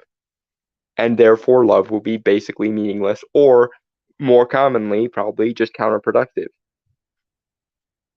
I.e., love requires some semblance of logic and causality and the ability to discern and differentiate from one another. And if you don't allow for that, then your version of love is non-desirable. Freedom of association only matters in a context where you also have the option to not associate, i.e., freedom of association and freedom from association must be two sides of the same concept, or there is no meaning to be had in that relationship, and there's plenty of destruction to be had in that relationship. i.e., if you have the option to associate with people, but you don't have the option to ever stop associating with people, then you are essentially enslaved to everyone in society. I.e., imagine a machine that only had an on switch and never had an off switch. Would that machine actually be useful for fucking anything? Answer no. A system requires both a positive and a negative pole to at least function. You have to have the freedom of association and the freedom from it, or you don't essentially have anything meaningful at all.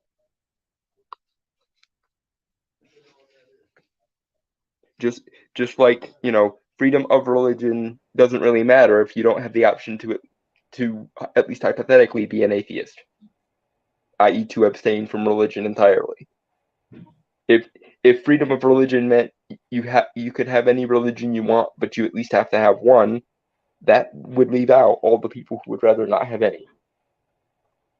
And to explain the fullest extent of the example, yes, society would crumble if literally everyone pulled a Henry David Thoreau or a Unabomber and went off into the woods and lived by themselves.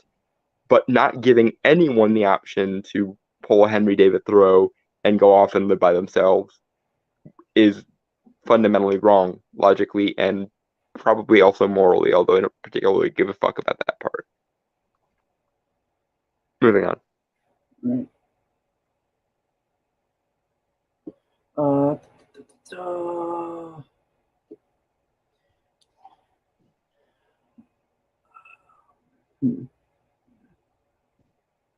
Okay.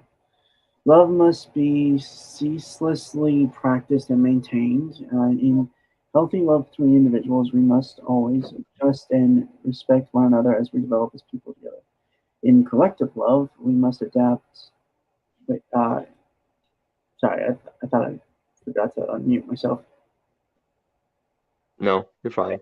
Let me start over. Love must be ceaselessly practiced and maintained. In healthy love between individuals, we must always adjust and respect one another as we develop as people together. Collective love, we must always adapt to the political and social environment to protect the social benefits and abolition we seek. Okay. Sorry, I missed. Having respect for each other must thereby include the respect for people's boundaries, which means that you can't entirely collectivize because some of people's boundaries are going to be individuated, i.e., they're going to be specific to the individual. And if you don't respect the boundaries of the individual or an individual, then by your own definition, you are not loving them in an effective or meaningful manner. In fact, I've seen many cases where people who make this sort of argument will shame people for having boundaries or discernment or differentiation in any way.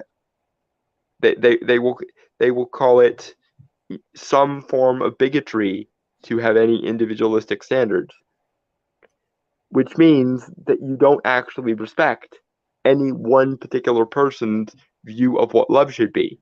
You just want to tack everything good onto the concept of love and then force everyone to give it to everyone else. In which case, no. I agree with you that we should respect people, but that includes respect for their boundaries. Again, freedom of association is great and all, but if it didn't include, by its very nature, the freedom to oppose association, to the option to nullify their association, then it would be meaningless. The on switch really doesn't mean much without the off switch, or at least the option of flicking the off switch. Freedom of association requires freedom from association to be rational. And respecting people without respecting their boundaries is meaningless because they are individual entities and therefore will have boundaries. Moving on.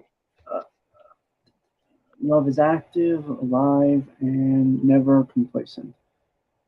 That is the love we must embody, and not the individualist and consumerist hell of the capitalist. That is So, in other words, you are not allowed to be an individual, and you are not ever allowed to turn your love off.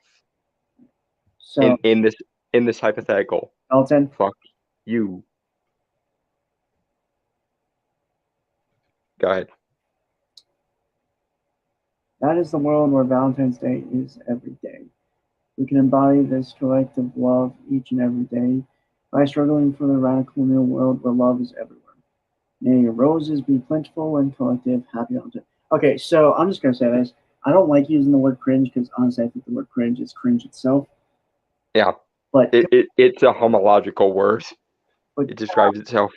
God damn, is that article like fucking? Yeah, it's so stupid that I actually bottomed out in my ability to rationalize it. Like, that almost never happens to me. I'm always able to see the underlying logic and also to parse the shit out of it.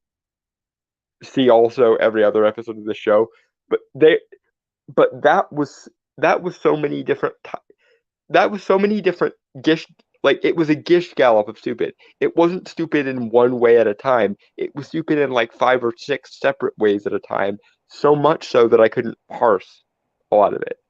Thank God they finally got to giving specific examples and specific criteria, or I would have literally not been able to say anything coherent.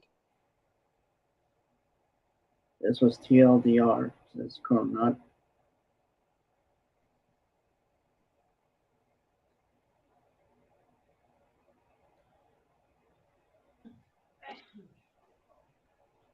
Oh.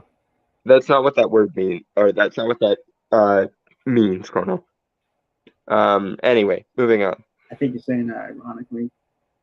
I know, but he's still using it wrong, and it bugs me. Anyway, moving on. It's from to a much more standard form of stupid. Feminism in this is from feminismindia.com. 5 reasons why the right wing hates Valentine's Day. Written by Rushi Kapoor, published February 13th, 2015. And as usual, this is one of those a left winger trying to diagnose what they think the right wing is, so there will probably be mistakes all through this because straw man and failure to understand other people's frameworks. But won't that be fun? Oh, that's what TLDR means. Okay. I never knew that. It means too long didn't read, but in practice what it means is here is a summary of what this is. That's why I was pointing out that Chrono was using it wrong, because he's just using it as a descriptive term, as in this is too long, don't read it. What it actually means is here's a summary, and you didn't provide a summary with it, Chrono. Therefore, it's not a TLDR. I think it's basically the informal version of here's a overview of what this means. Anyway, moving on. Okay. Keep in mind this, like I said, it was published 2015, so this is kind of an old article. Mm-hmm. This year, the Hindu Mahasabha. That's it. Again, I'm terrible with names, so I want to keep that in mind. Yeah, like I say, he's nomenclaturally illiterate. This year, the Hindu Mahasabha, I'm not sure the H is silent or not, has been particularly creative in giving us the perfect punishment for celebrating Valentine's Day. Get married. I'm not super familiar with Hindu culture, but that sounds wrong. That doesn't sound like a punishment to me. Like, surely getting married is sort of the end goal of romance, generally.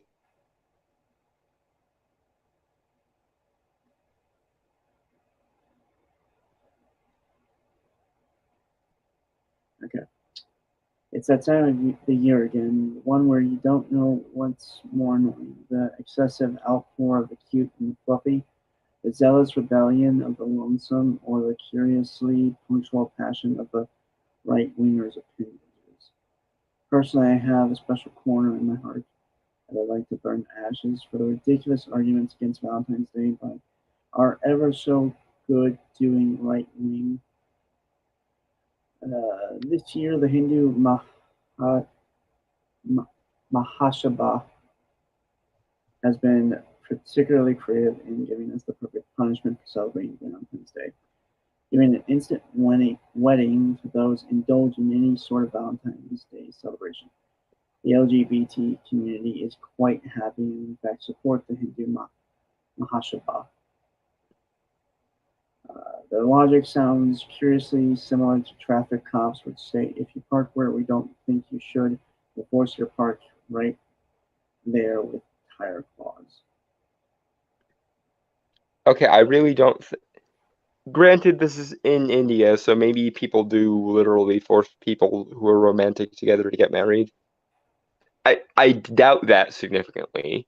Because if that were the case, then this would be a much larger story. But yeah, no, I doubt that. And my supposition is you're going to strawman the shit out of the right wing, aren't you? Because you don't actually understand what the right wing actually thinks. You just have a conception of what you think they should think.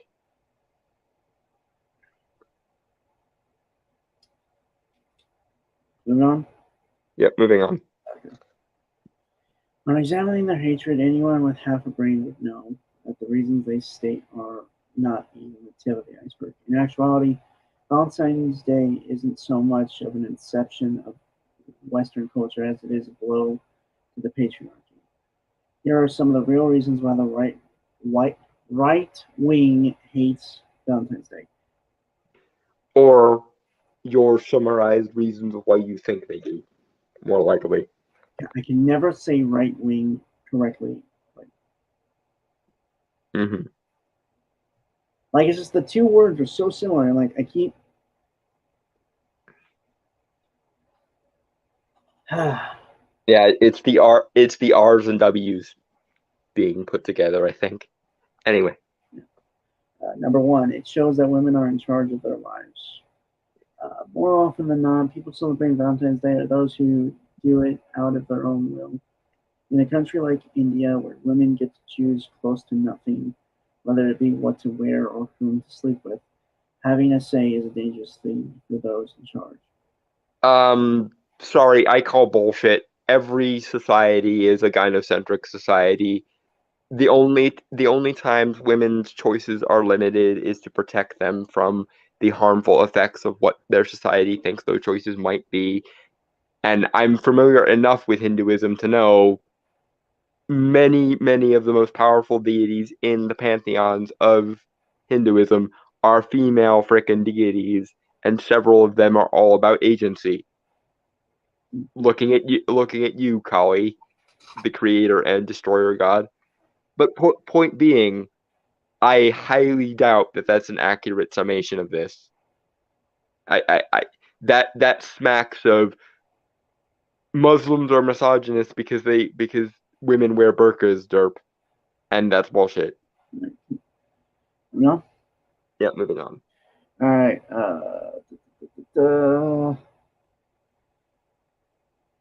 If a woman were to be brought up in an egalitarian environment and given the same opportunities as men, those in control, in-laws, cops, husbands, men, would start to lose their hold on the power monopoly they have over the weaker ones. If women hold on. Again, bull fucking shit. Every civilization that quote unquote oppresses women does so in the name of protecting those women. Men are not tyrants. Men are not domineering. They are protective.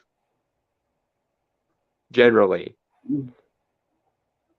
And I know enough of Hindu doctrines to know that's the justification in the fucking Mahabharata and the Bhagavad Gita and so on. Men are supposed to be protective chaperones for women, according to certain sections of the Bhagavad Gita and so forth. So yeah, no, once again, you are completely ignoring the power women have in any given society ever, and you're ignoring the fact that men use their power on women's behalf almost all the time. And very often, it comes at the expense of how they treat other men, but never fucking mind. Giant Turtle brings up some interesting. I'd say India is probably one of the exceptions, at least in some rather important aspects, like how the woman's family needs to pay the gnome's family money to take her, and they will often hold her hostage for more and maim/kill them if it isn't enough. That's kind of an inverse or a accidental side effect, though. The reason is because men are supposed to take care of women, and therefore the logic is essentially we're paying you to take care of our valuable property. Either way, and unfortunately, this is one of those unfortunate side effects of how valuable women are, sort of things. Because women are considered so valuable, they have to be taken care of. They essentially become high tier art objects, and therefore they're damaged because, well, this person doesn't want to pay what this high value piece of art is worth, so let's make it less valuable to teach them a lesson. Also, that is done as a shock tactic because we all know that we all instinctively care about women, and therefore the thought of women being hurt drives us all nuts. If India truly was a misogynistic society, that shit wouldn't work because women could get hurt and men wouldn't care. But it does work because men do care about women getting hurt, and therefore will pony up the money so that women don't have to get hurt. It's basically a giant game of chicken. Will you pay us before we have to hurt this valuable thing that we all know you care about, or will we have to go through with hurting it?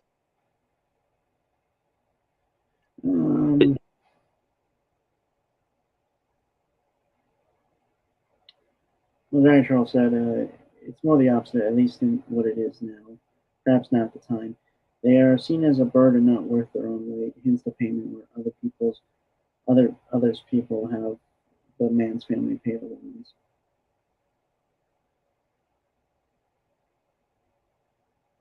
Sorry, say that again? Giant Turtle says it's more the opposite, at least in what it is now, perhaps not at the time.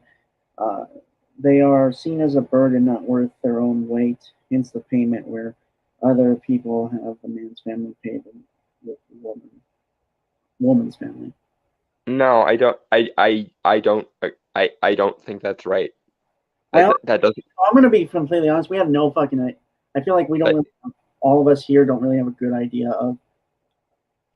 I mean, based on what I know of the Bhagavad Gita and the Mahabharata, I find that to be faulty because that's the opposite of what it fucking says in the holy text that these cultures are based on. Also, because human psychology is what human psychology is, and human psychology is inherently gynocentric.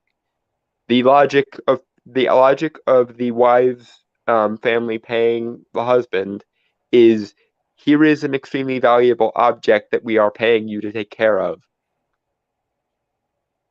But I think we can all agree that it is kind of fucked. It's fucked up, but it's not misogynist, and it's certainly not patriarchal. Is the point at which I'm coming at it. It's a negative side effect of how valuable women are, but it is still based on the fact that women are considered valuable. Period. Oh.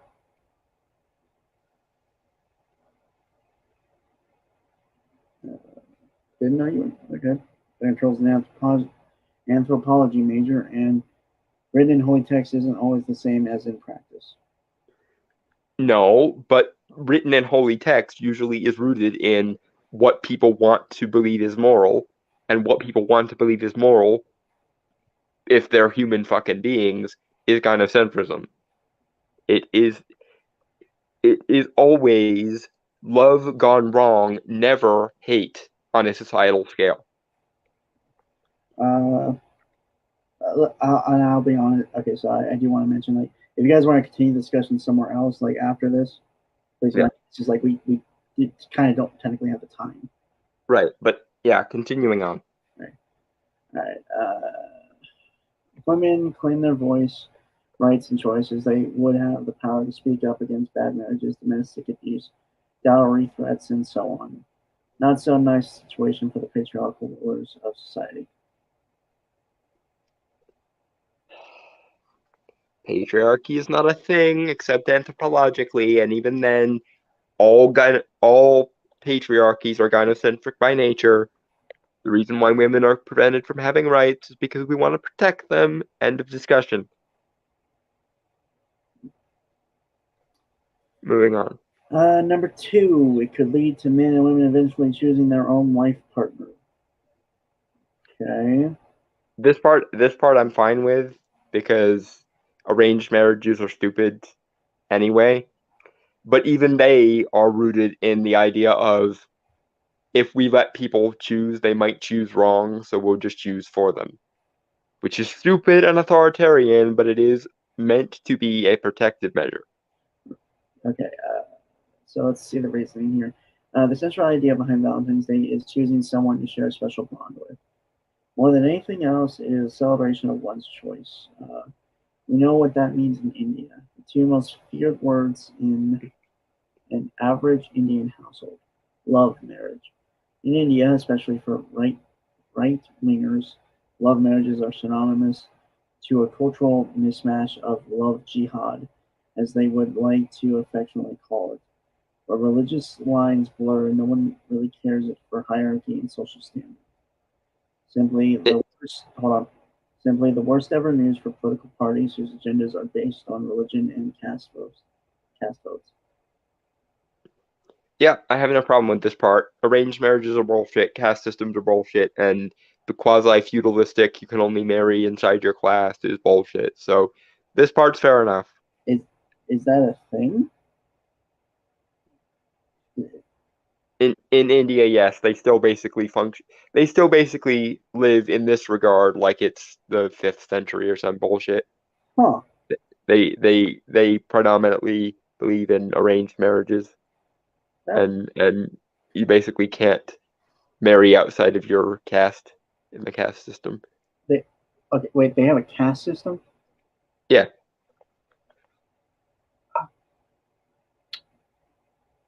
Okay.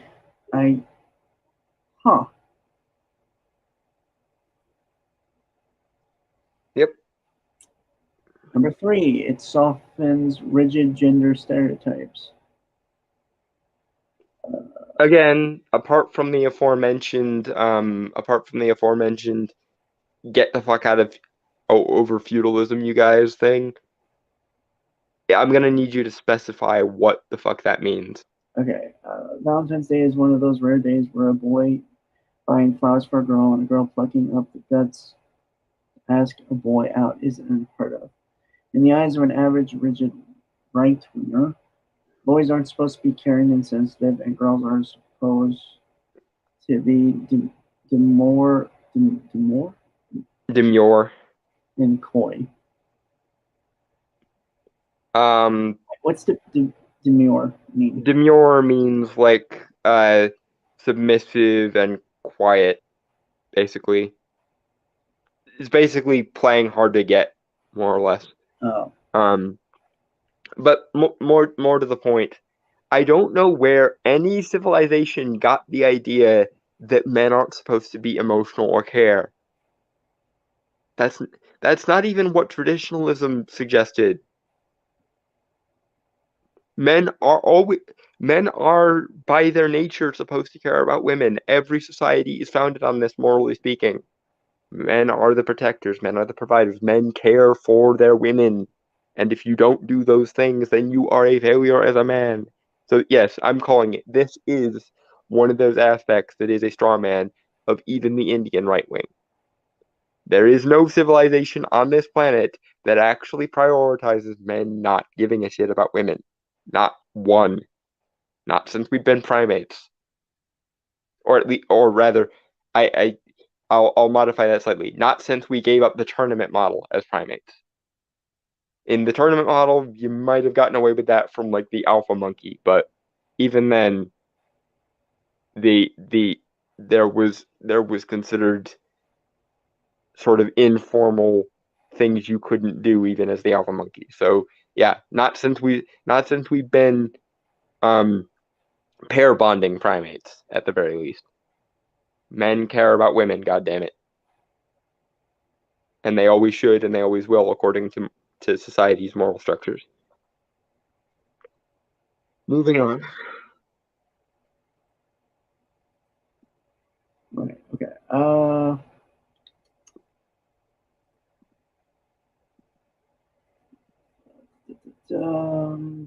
Okay, sorry. I was trying to remember where it was. Breaking gender stereotypes is the first step into cultural rebellion that patriarchy sees as a threat to their neatly established archaic system that only benefits those in power. That's traditionalism you're fighting, my dear. It's not the patriarchy, because the patriarchy doesn't meaningfully exist. Like, this is the problem. I have no doubt that there are actual women's rights issues that need to be addressed in India, but trying to address them within the feminist framework is still wrong because the feminist framework itself is wrong. I.e., calling traditionalism the patriarchy is not accurate. I don't care how patriarchal your society is, there is no such thing as the patriarchy as, feminists would define it. And even then, even the most patriarchal civilizations in human history have always been gynocentric. Men hold the overt power, yes, but women hold all of the covert power, all of the subtle power, all the manipulative power. That's the main difference between male power and female power. Male power is overt so that it can be held accountable. Female power is social, manipulative, and covert, such that it can't be held accountable, even though it definitively exists. Moving on. Number 4. It is an easy tool to antagonize the West with. Okay, so I'm gonna be completely honest. I hate when sentences have words like illiterate or illiterate sentences. They always get tongue-tied all the time. Brainstormer insists all words be one syllable, so they just have to deal with getting tongue-tied. No, it's like West with, right wing, all that, like. Okay. The similar sounds run together. Yeah, it's just like that's where I get tongue-tied. Syllable thing, that's mostly just because I'm not that smart. I disagree. Jeez. I think you just get tongue-tied, but that's kind of right there. It was a joke, Dalton. I'm not. I know, but you genuinely believe that sometimes, so I have to beat the fuck out of you, metaphorically speaking.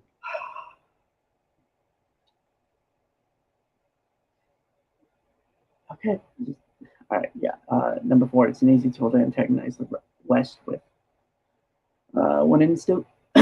When instability starts to crop up into any system, the easiest way to get away with coming up with a solution is blaming an external source. Similar to how terrorists are motivated, given that they are kept in harsh environments themselves, their trainers make USA the bad guy, which is declared responsible for the situation, which their protege are to avenge. No one ever considers that they have a history of suppressed women and brutal practices to blame for where they are. When it comes to right-wingers at Valentine's Day, no extremists ever consider the real enemy as religious intolerance, gender inequality, and archaic social norms. Again, I hate to burst this particular bubble, but gender equality doesn't belong in that sentence because, frankly, traditionalism screws over both genders. Men get boxed into the protector provider role. Women get boxed into the agencyless value object role. Men don't have any more rights under traditionalism than women do, and I'm never going to let that stand. I mean, overall, I don't really have anything else to say. Yeah. Anything else? What last? I mean, I find it kind of ridiculous that women, Indian women, like celebrating Valentine's Day. The West is to blame, and like traditionalism most affected. Like that doesn't make any sense to me. But I don't really care, because every culture has some version of like love festival. So it's not like it's a unique to the West thing. So this is just a matter of, if there are people who actually blame the West for women liking Valentine's Day, they probably are historically illiterate on their own culture, which I can believe, because that happens far too often here as well. Right.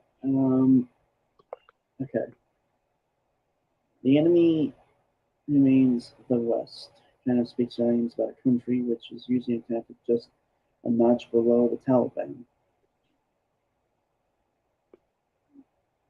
Yeah, that's fair enough. Like, I'm actually gonna give this woman some props here, because her acknowledging that most of the things that are good about India came from the West, particularly the British Empire.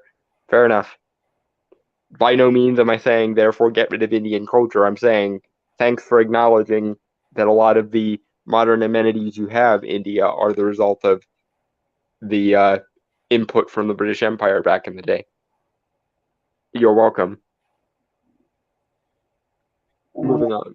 All right, last one. Number 5. Is it proof of the existence of relationships that are outside of what society prescribes?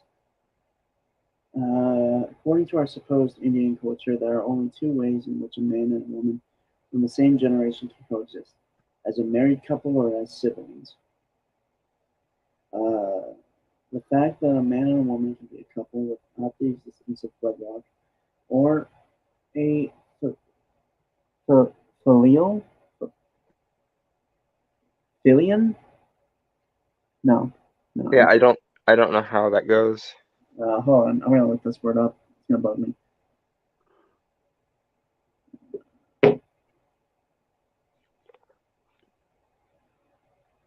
And I agree, Dragon Turtle. They do always presuppose the the fundamental axiom of their premise. They never even start from the premise they might be wrong about whatever they're presupposing. Oh, of or due from a son or daughter. So I think the sense of wedlock or of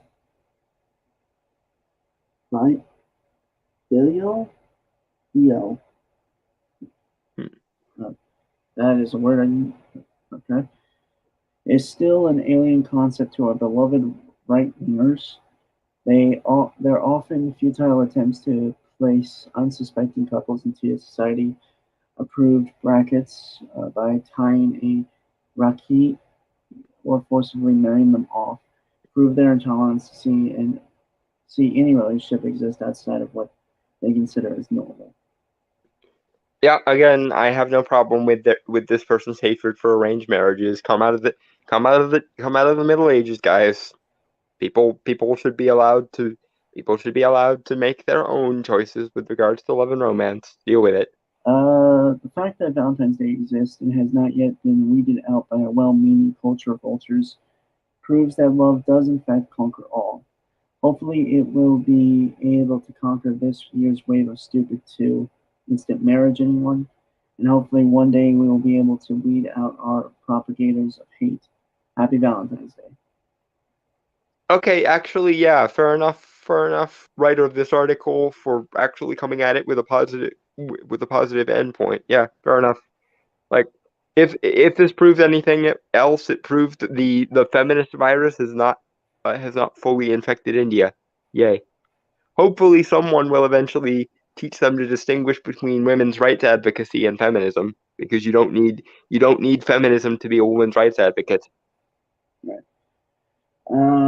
Also, by the way, if you want to get a jump on the West India, you could also point out that traditionalism hurts men too, and then you could have people who were actually meaningfully egalitarian, because they were both women's rights and men's rights advocates. But baby steps.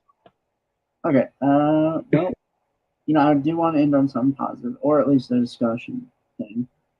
Mm-hmm. Because I felt it weird that we only had 2 things to really talk about. Mm-hmm. But this is an interesting topic, and I found an image, and I'll post the link to the thing in both the Discord and the comments. Mm-hmm. Not the chat, but the comments after stream. Or I'll just add it to the description. Mm-hmm. But the topic, the discussion thing I wanted to talk about was superheroes and love, or romance, really. You know what occurs to me? I never got to do the last 2 of my crack ship list either. Oh, right. I'll be honest, I don't have the images, but you could talk about them. I don't remember which ones I Hold did, on. though. I know I have the list somewhere. I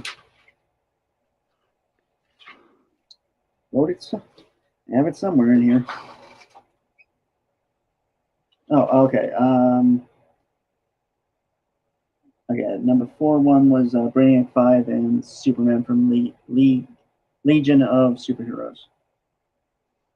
Yeah. I'm just gonna. I'll take this one. Yeah.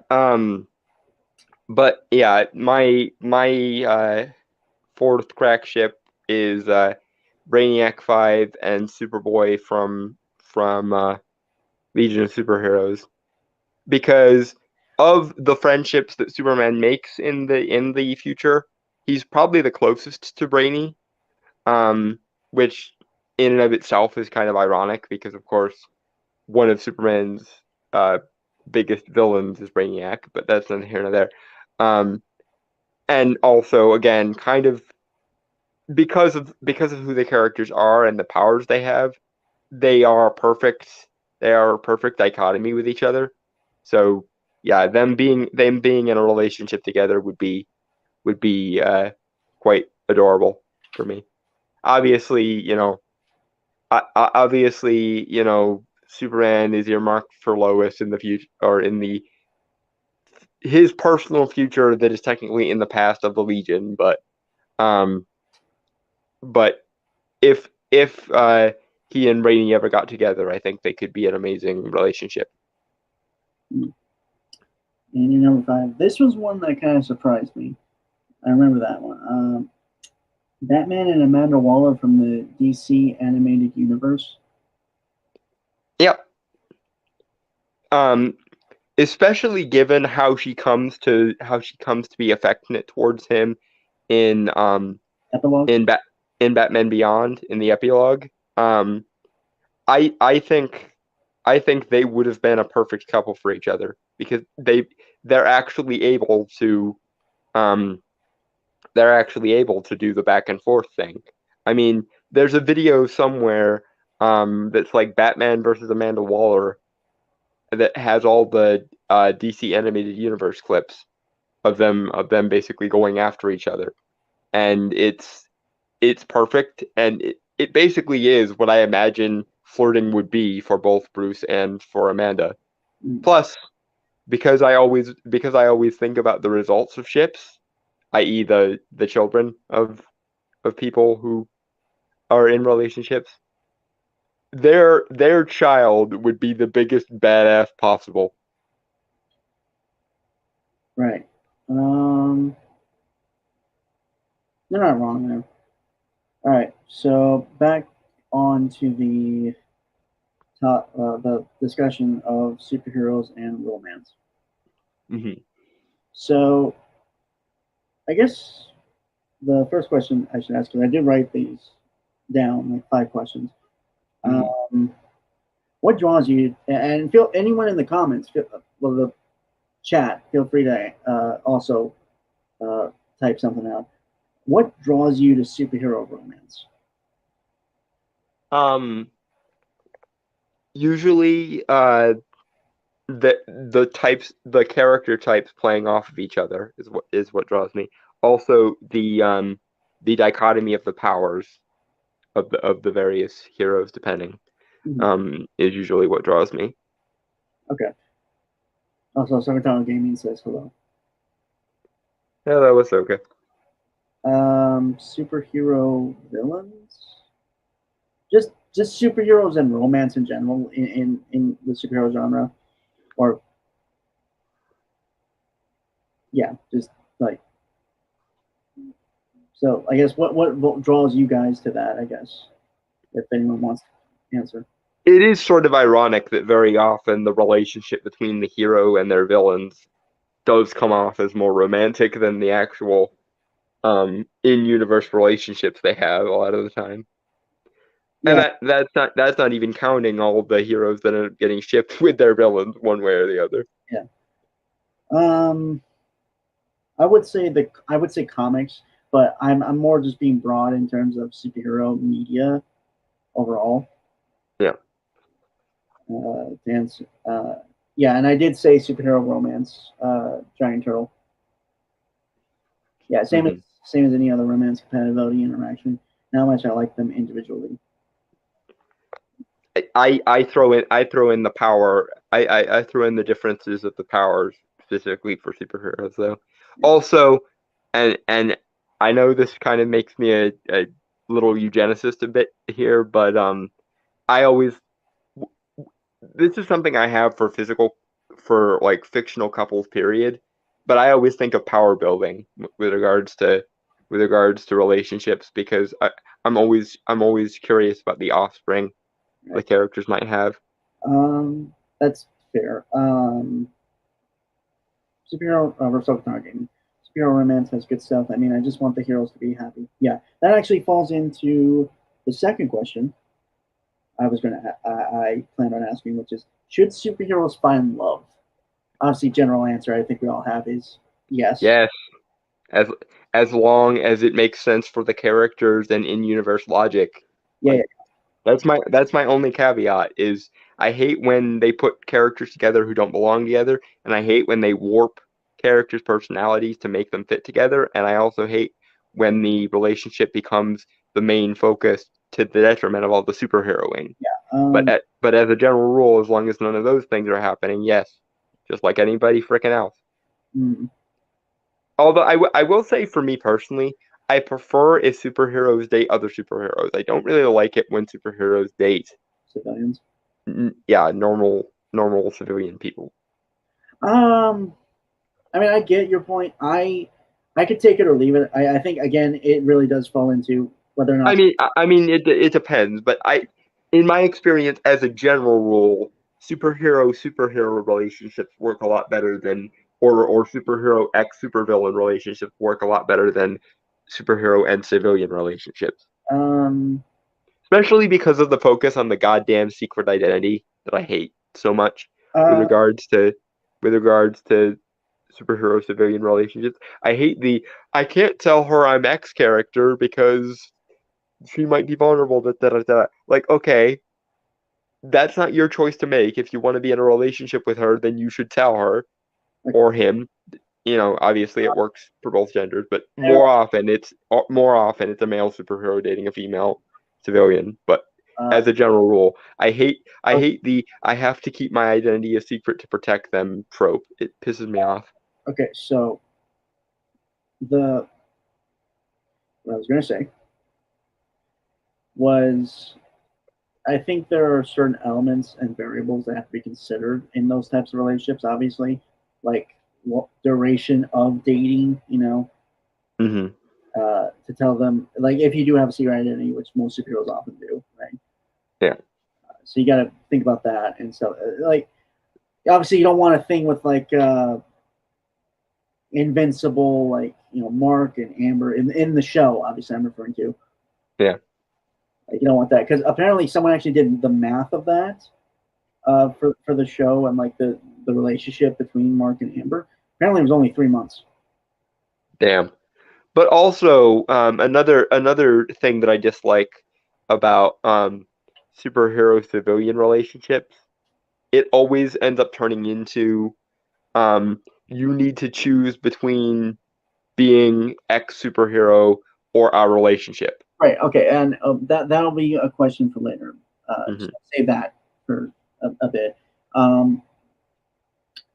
But I think overall consensus is superheroes should be able to find love and be happy, which is a weird stigma in the industry that superheroes have to constantly be miserable because the burden of being the good person. How dare I be happy? Derp. Like, I mean, like, yeah, you can have issues, obviously, like that, but it's possible to still find happiness, even. The idea that superheroes need to be miserable in order to be good at superheroing is just stupid. Yeah. Okay, so let me look at the comments here. Dragon Turtle, the same with what Dalton said, but you forgot where they break things up and insist they are reset to the status quo. The relationship has to have trouble, so let's break up just for a romantic / relationship subplot. Up to and including a One More Day style scenario where the characters get married and the marriage gets annulled by time manipulating bullshit. Wait. Thanks to the devil. Wait, Rhino's dating someone? Wait, what now? Someone fucking Jamie. Sokotano Gaming said Rhino is dating a normal girl. Wait, the Rhino is dating? I mean, good for him and good for the writers. Good for the writers giving a minor Spider-Man villain like that a romantic life, but yeah, it's not something you really expect, No, it hadn't even occurred to me, but yeah. But even so, I still favor when superpowered beings wind up together rather than one being super and one being normal. Also, because again, I realize I'm kind of being eugenicist here, but because again, when normal characters get together with superpowered beings, it always ends up diluting their powers and making the offspring weaker. And the power builder in me hates that. Okay, so you guys are really talking now. Okay, so I'm going to cover what Giant Troll said first because that's a good question for us to answer. Out of curiosity, do you have a problem with superheroes who are different tiers, street level, cosmic, etc., getting together like the super and non-super one?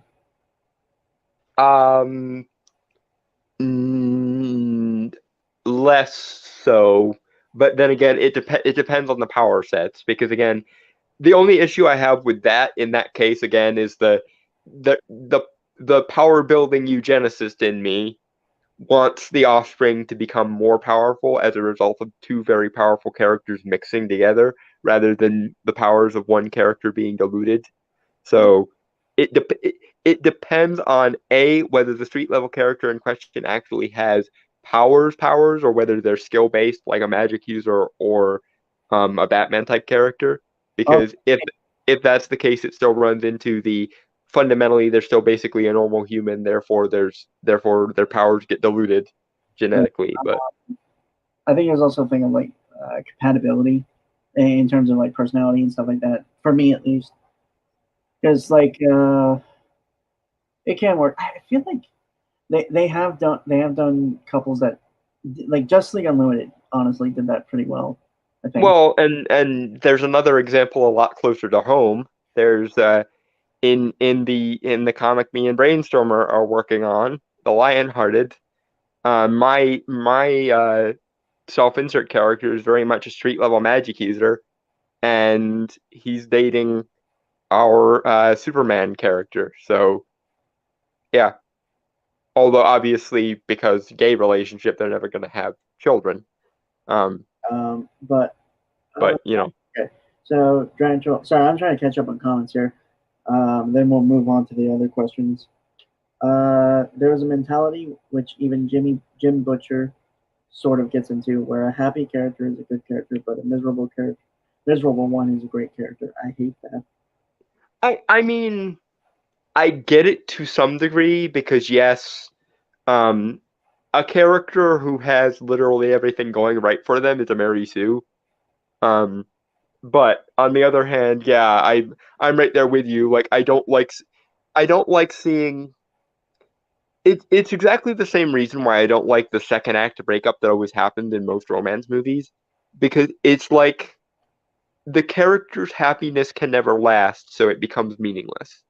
Right. Like I know something is going to happen that's going to be the other shoe is going to drop eventually, so it ruins my enjoyment of any happiness that does happen. Jim is better at that than most writers, though, to be fair, because even if a new threat is going to come dropping out of the sky sooner or later, the happiness that Harry earns is allowed to stay. Like, for example, spoilers, Maggie lived at the end of Changes, and she hasn't, and despite being in dangerous situations, she hasn't died yet. Murphy managed to stay active and with Harry for 17 books until the thing happened, and so on and so forth. So like when the other shoe drops, A, it's not instantaneous, and B, it's always earned to some degree. Okay. Sorry. But I agree with you. Like stop torturing characters to make them better is one thing, but at some point let them have their goddamn happy endings. Yeah. The Silktown Gaming, the Thing has a healthy relationship with his girlfriend. Yeah, that's been a very consistent relationship, actually. Yeah, good for the Thing, and in relation to his girlfriend, that lucky bitch. But that's neither here nor there. Is it? I feel like her name's Amanda, but I could be wrong. I don't remember off the top of my head, but yeah, but that's basically my thoughts on the Thing. It's good for Ben maintaining a happy relationship all that time, and his girlfriend is a lucky bitch. If anything, if anything, I'm the opposite. Let's combine the fighter and ice hero and see what happens. But that's still power building to some degree. That kind of stuff I don't mind. Like,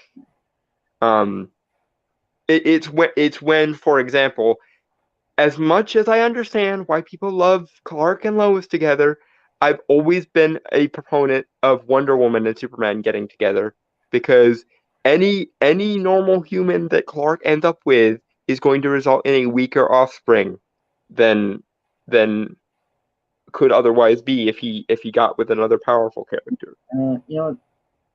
I understand that. Again, maybe it's just me.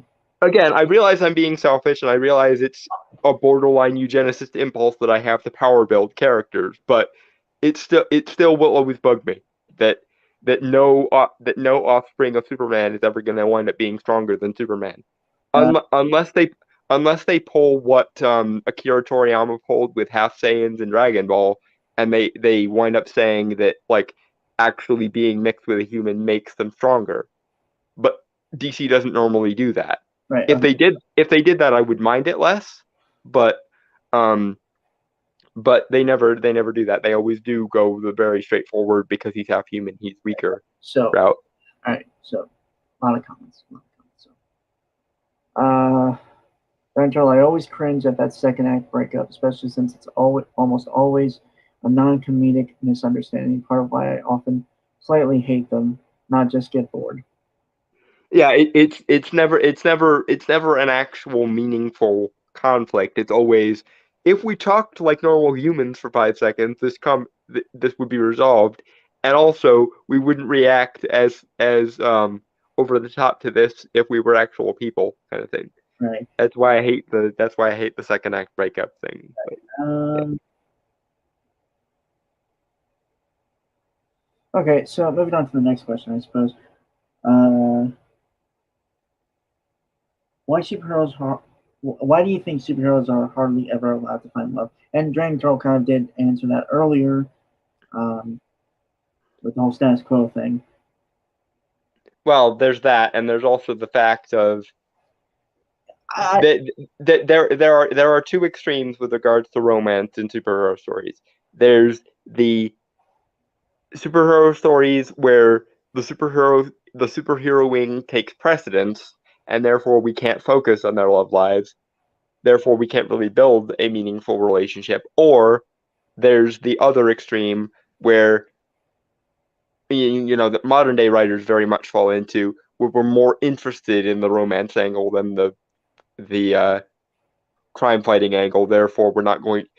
The romance is literally going to get in the way of the superheroine. Right.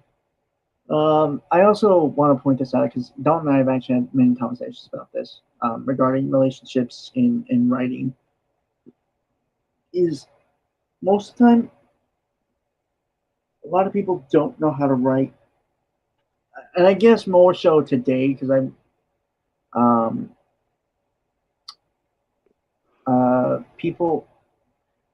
writers don't really have an idea on how to write relationships after you get them together. Yeah. As I've summarized a couple of times this month, most writers who write romance are focused on unresolved sexual tension.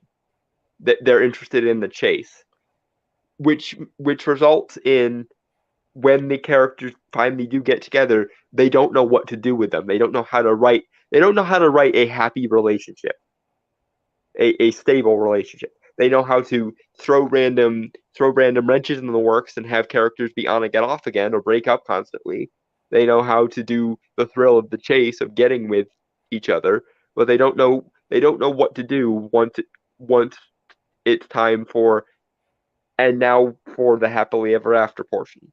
They don't think ahead that far, and it's freaking annoying. Yeah, and sometimes they do explore that, but like in What Ifs or Elseworld stories. Yeah, it's almost never in the canon. Yeah. Canonically, characters are together for a little while, then they break up, or the universe gets rebooted, or whatever, and then it's not a thing. Yeah. Don't get me wrong, there are some pretty consistently and well written romances even to this day in terms of superhero stuff, but I don't want to toot our own horn here, but talking about that. I'm talking official stuff. Well, finished stuff, because someday our stuff will be the next Hellboy universe, but that's some here and there. Yeah. Little jump the gun there, but okay. I have faith in what we've given birth to, quote unquote. So okay. I fully expect we'll give Mike Mignola a run for his money. I'm not egotistical enough to assume we'll give DC and Marvel, or actually, no, I take that back. We will definitely give modern day DC and Marvel a run for their money, because modern day DC and Marvel are shells of their former selves. But we're never going to get as big as the big two. But okay. I think we could easily equal Mike Mignola's impact on comics. Sorry, fuck, I am tired. Okay, so Dragon Turtle, I will defend the thing you guys were criticizing before. Heroes having relationship problems with secret identities or superhero responsibilities. It's basically the superhero equivalent of internet/writing anonymity and security clearance and demanding jobs/other responsibilities, respectively. See, but that doesn't happen as much when it's two superheroes together. That's why I tend to prefer superhero on superhero relationships rather than superheroes on normies relationships. Right. And it always ends up making the normal partner seem shallow and bitchy when that happens too. Yeah. Like almost always it's the normal significant other who says, you need to choose between superheroing and me, and it always makes them come off as bitchy. Okay, so the issue I have, mainly, not so much that superheroes are with regular people, is more so it's always the same stuff. it's the same repetitive things. It's never unique in terms of how how the secret identity affects the person. You know. Mm-hmm. I'd rather it just wasn't an issue, frankly. Like that's fair, but if it is going to be an issue, at least be creative with it. That is kind of I mean that's fair enough as well. But what I'm saying is, especially because, and this too has always bothered me about one person being a superhero, one person not being a superhero relationships. If you are going to be in a relationship with someone, you should definitely tell them your secret identity before you wind up in a relationship with them. That is a very simple, very straightforward act of love that is necessary to a proper, well-founded, well-structured relationship. Because if you go into a relationship with someone and still maintain your secret identity, that is your relationship being built on at least one lie. And that's bad. Honestly, I wish someone would address that. I wish you'd see superheroes being more selective about who they were in relationship with, so that when they were in relationships, they knew they were in a relationship with someone they could give their secret identity to. Okay, fair. Again, maybe and I think we just have differences in terms of how we're viewing this. So I just find it the way I look at it is, if you're in a relationship with someone while maintaining your secret identity, then you're always lying to your partner, and you're always keeping a part of your life from your partner. And neither of those things are conducive to a happy, stable relationship. I don't think we're going to agree on this, to be fair. Yeah. So,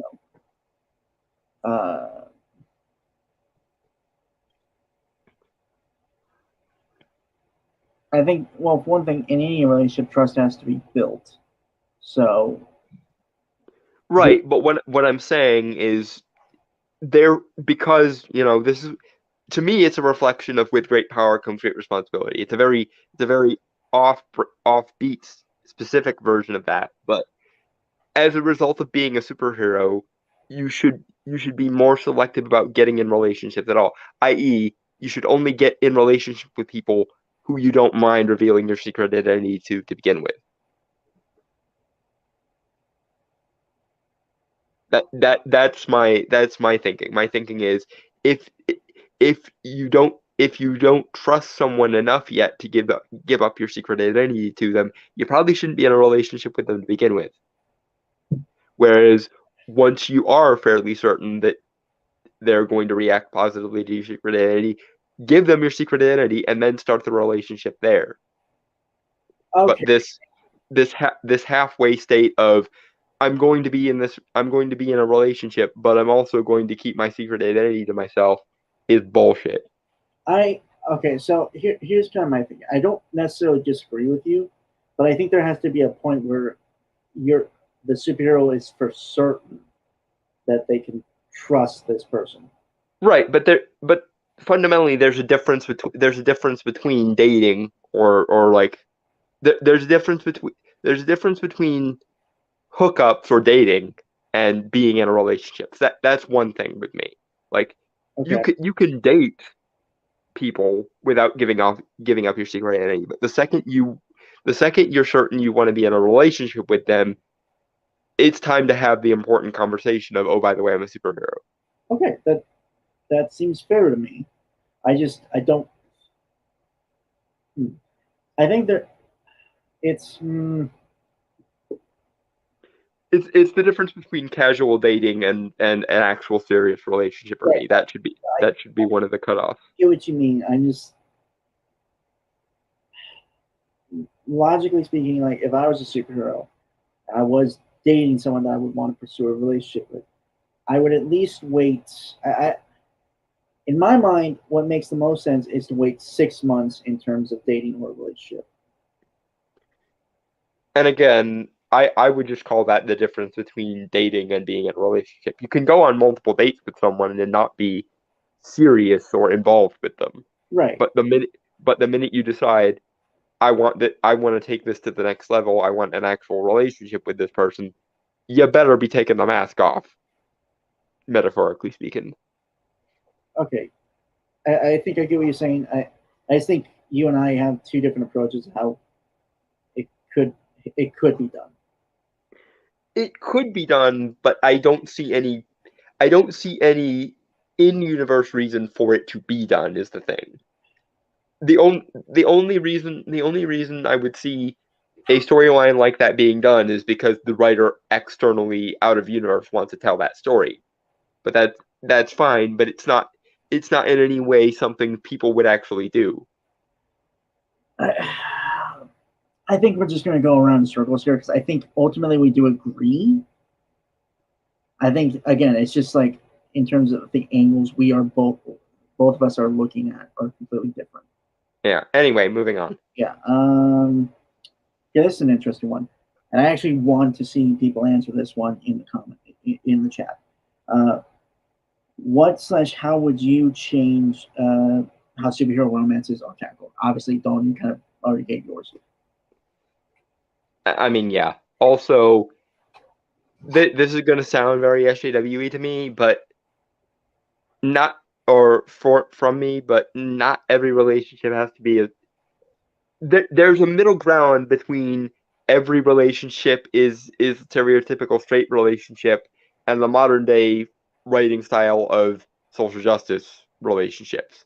Like you can have more gay people or even polyamorous relationships in comics than you did, prior to modern day social justice standards without catering to modern day social justice standards, i.e., it doesn't have to be an ideological or moral issue to have characters who are non-straight, or at least not only straight.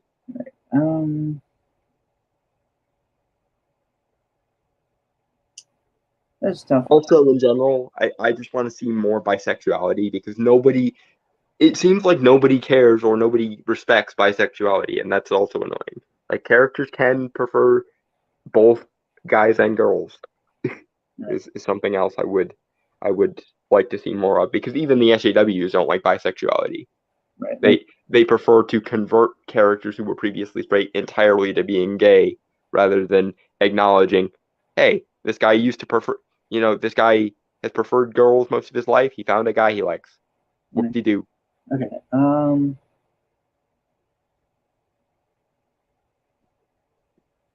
Yeah.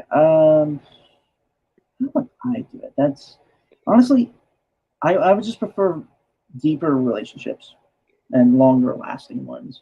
And I think we both can agree to the idea that stop writing relationships for the chase, start writing them for the long-term relationship itself. Yeah, and some have done that, but the ultimate issue I think we all have, is they all, like Dragon Turtle mentioned earlier, is they always end up breaking them up or something and going back to the chase. Something got in the way and now everything's back to the way it was. But to be fair, this is true to some degree of all romance stories, all like romance genre. That's fair. Writers write for the unresolved sexual tension. They never write for the happily ever after. Also, Dan Didio's whole superheroes should never be married thing. Fuck you. That's the little thing, by the way. Okay. So Giant Troll posted, no drama for drama's sake or perpetual chase, and more healthy relationships, basically just best friends who also kiss, sleep together, and then we go for a romantic picnic sometimes. Well, I mean... not obsessed with each other, maybe in the honeymoon phase, or constantly fighting.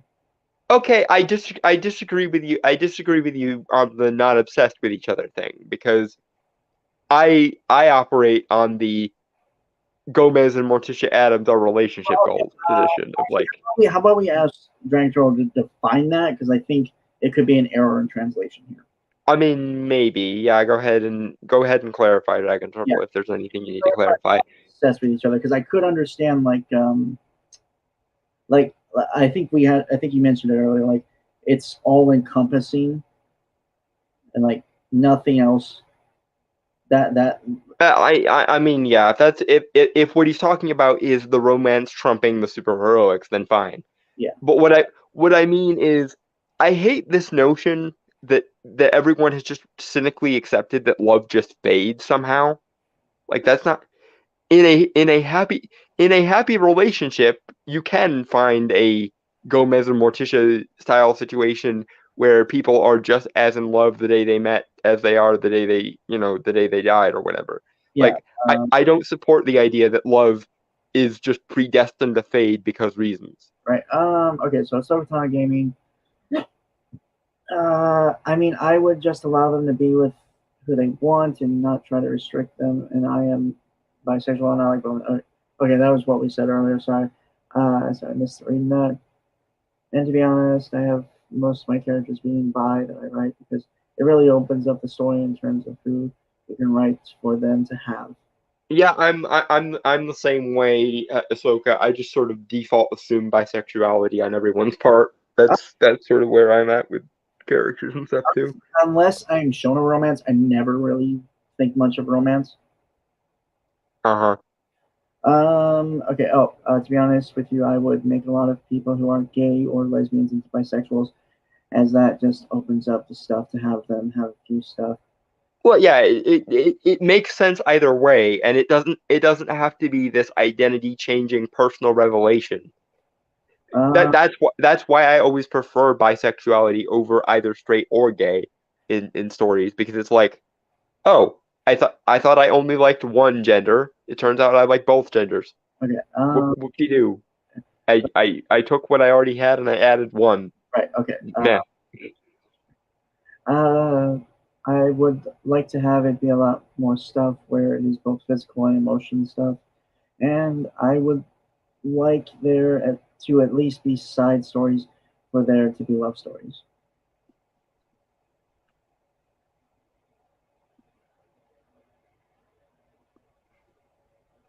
Yeah, that makes sense. Dragon Turtle. I've seen where people get in a relationship and it can define the character, or at least leads to the exclusion of their other bonds. Some even bring it up as Bless you. Thank you. Oh God. One of those ones that made you have to look to make sure your nose was still attached to your face. I can feel my uvula. Oh. Like it came from my diaphragm. Ah. Even some bring it up as interpersonal drama, them neglecting their friends for their ship. If they can't do one thing alone and every other sentence is about their partner, it's a problem. Okay, but I get what you're saying, i.e. don't make the character a one-dimensional straw man. I get that, but on the other hand, I do disagree that friendship and romantic relationships are supposed to be the exact same goddamn thing. They're not. The love you experience for a romantic partner is different from familial love, and it's different from the love you have for your friends. That's just the nature of the beast. So you should be a little bit more head over heels for your significant other than you are for the rest of your friends. Oh God, my breastbone fucking It was a whole body sneeze, was it? No, just like my chest. Hmm. And I've been punched in the chest plenty of times. This hurts a lot more than that. Okay, I'm going to now ask a follow-up question because I care about you. Who the hell has been punching you in the chest? My uncle. Horseman. Okay. I figured that would be the answer, but I just wanted to make sure that. I do want to clarify. It was horsing around. Like, I'm gonna be honest. My uncle and I, we get into a lot of scraps with each other, and he, being the bitch he is, always hits me in the fucking nuts like a bitch. He cheats. Every fucking time.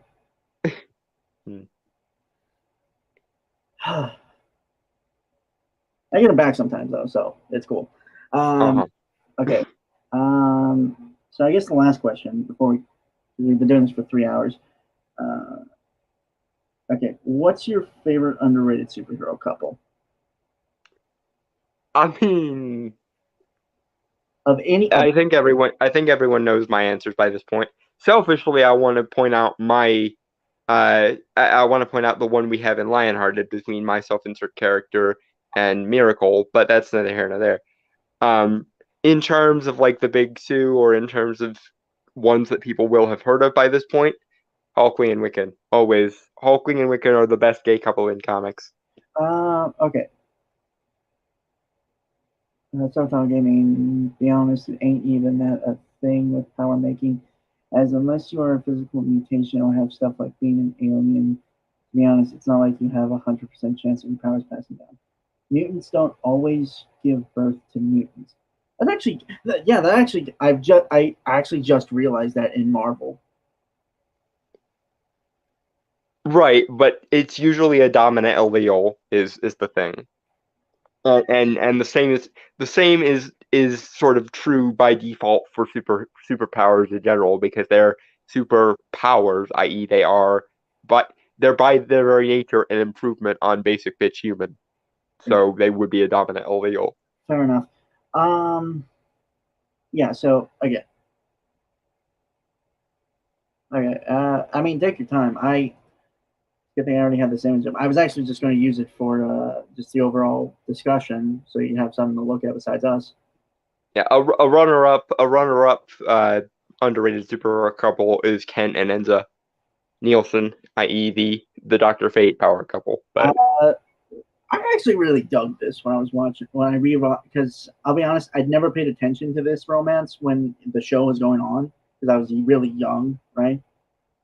Question on Huntress? Yeah, from Justice League Unlimited. Yeah, they're up there too. Like, it's just like a couple that you never really expect.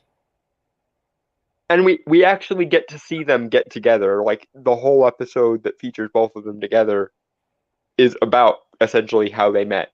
It's their meet cute episode, so we actually get to watch their dynamic actually grow throughout the course of the episode. And they actually keep it like it's like, yeah, to the best of my knowledge, they never break up. They're still together by the end of the show. So and again, it's a good relationship. Like, it's never really, ironically, like, I can again, I don't like using this terminology just given the context behind it, but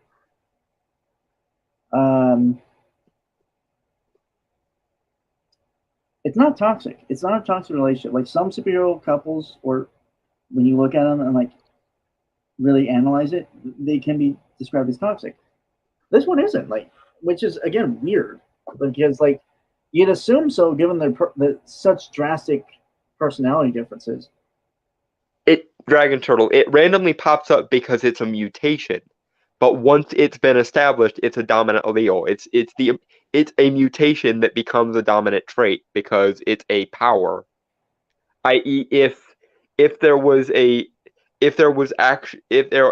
mutation, for example, that allowed for immortality, that's a dominant allele if ever I saw one. As an example, it randomly pops up because it's a mutation, not because it's recessive. Keep in mind that when you talk about the X-Men, you're talking about the first 2 or 3 generations of basically the next evolution of the species of Homo sapiens. Like Savanur is the oldest one, and his specific mutation dates back all the way to ancient Egypt. But this is another thing to keep in mind with the X-Men. Every single one of them is a different mutation because they all have different powers. If they had the same mutations, they would all have the same powers. So essentially, this is evolution throwing the petri dish at the wall and going, I'm just going to mutate a bunch of you all at once, and whichever one of you is the best mutation will win, and that will be the new template for humanity. Which is why I've always wanted to see a storyline where rather than opposing humanity, Magneto just tells the Brotherhood to focus on breeding, because that would result in mutation becoming the standard of humanity. Also, I also really want to see a storyline where Magneto realizes that everyone's mutation is different. Therefore, if we're really talking about the evolution of humanity, then the mutants need to fight each other to decide who has the best mutation. Okay, so, guys, if you want to keep this discussion up, I would recommend doing it in like Discord or something, because I'll be honest, I am tired, and yeah, like I said, we've been going at this for like about 3 hours. So, can you think of an evolutionary disadvantage for immortality? Because I sure can't. Dragon Turtle. It's a categorical improvement on the human genome. So again, guys, I do think, anyway, moving on. Yeah, so I do think we should call it there. So with that, folks, I want to say goodbye. Oh, by the way, actually, before I forget, yeah, next week we'll be returning back. Yeah, we got a lot of things to cover. Yeah. We return to your regularly scheduled podcast of the Storm. So with that, folks, I want to say goodbye. Adios, la, avize, sayonara, peace, cheers, and if you're a mutant, fuck more. Everyone else, fuck off.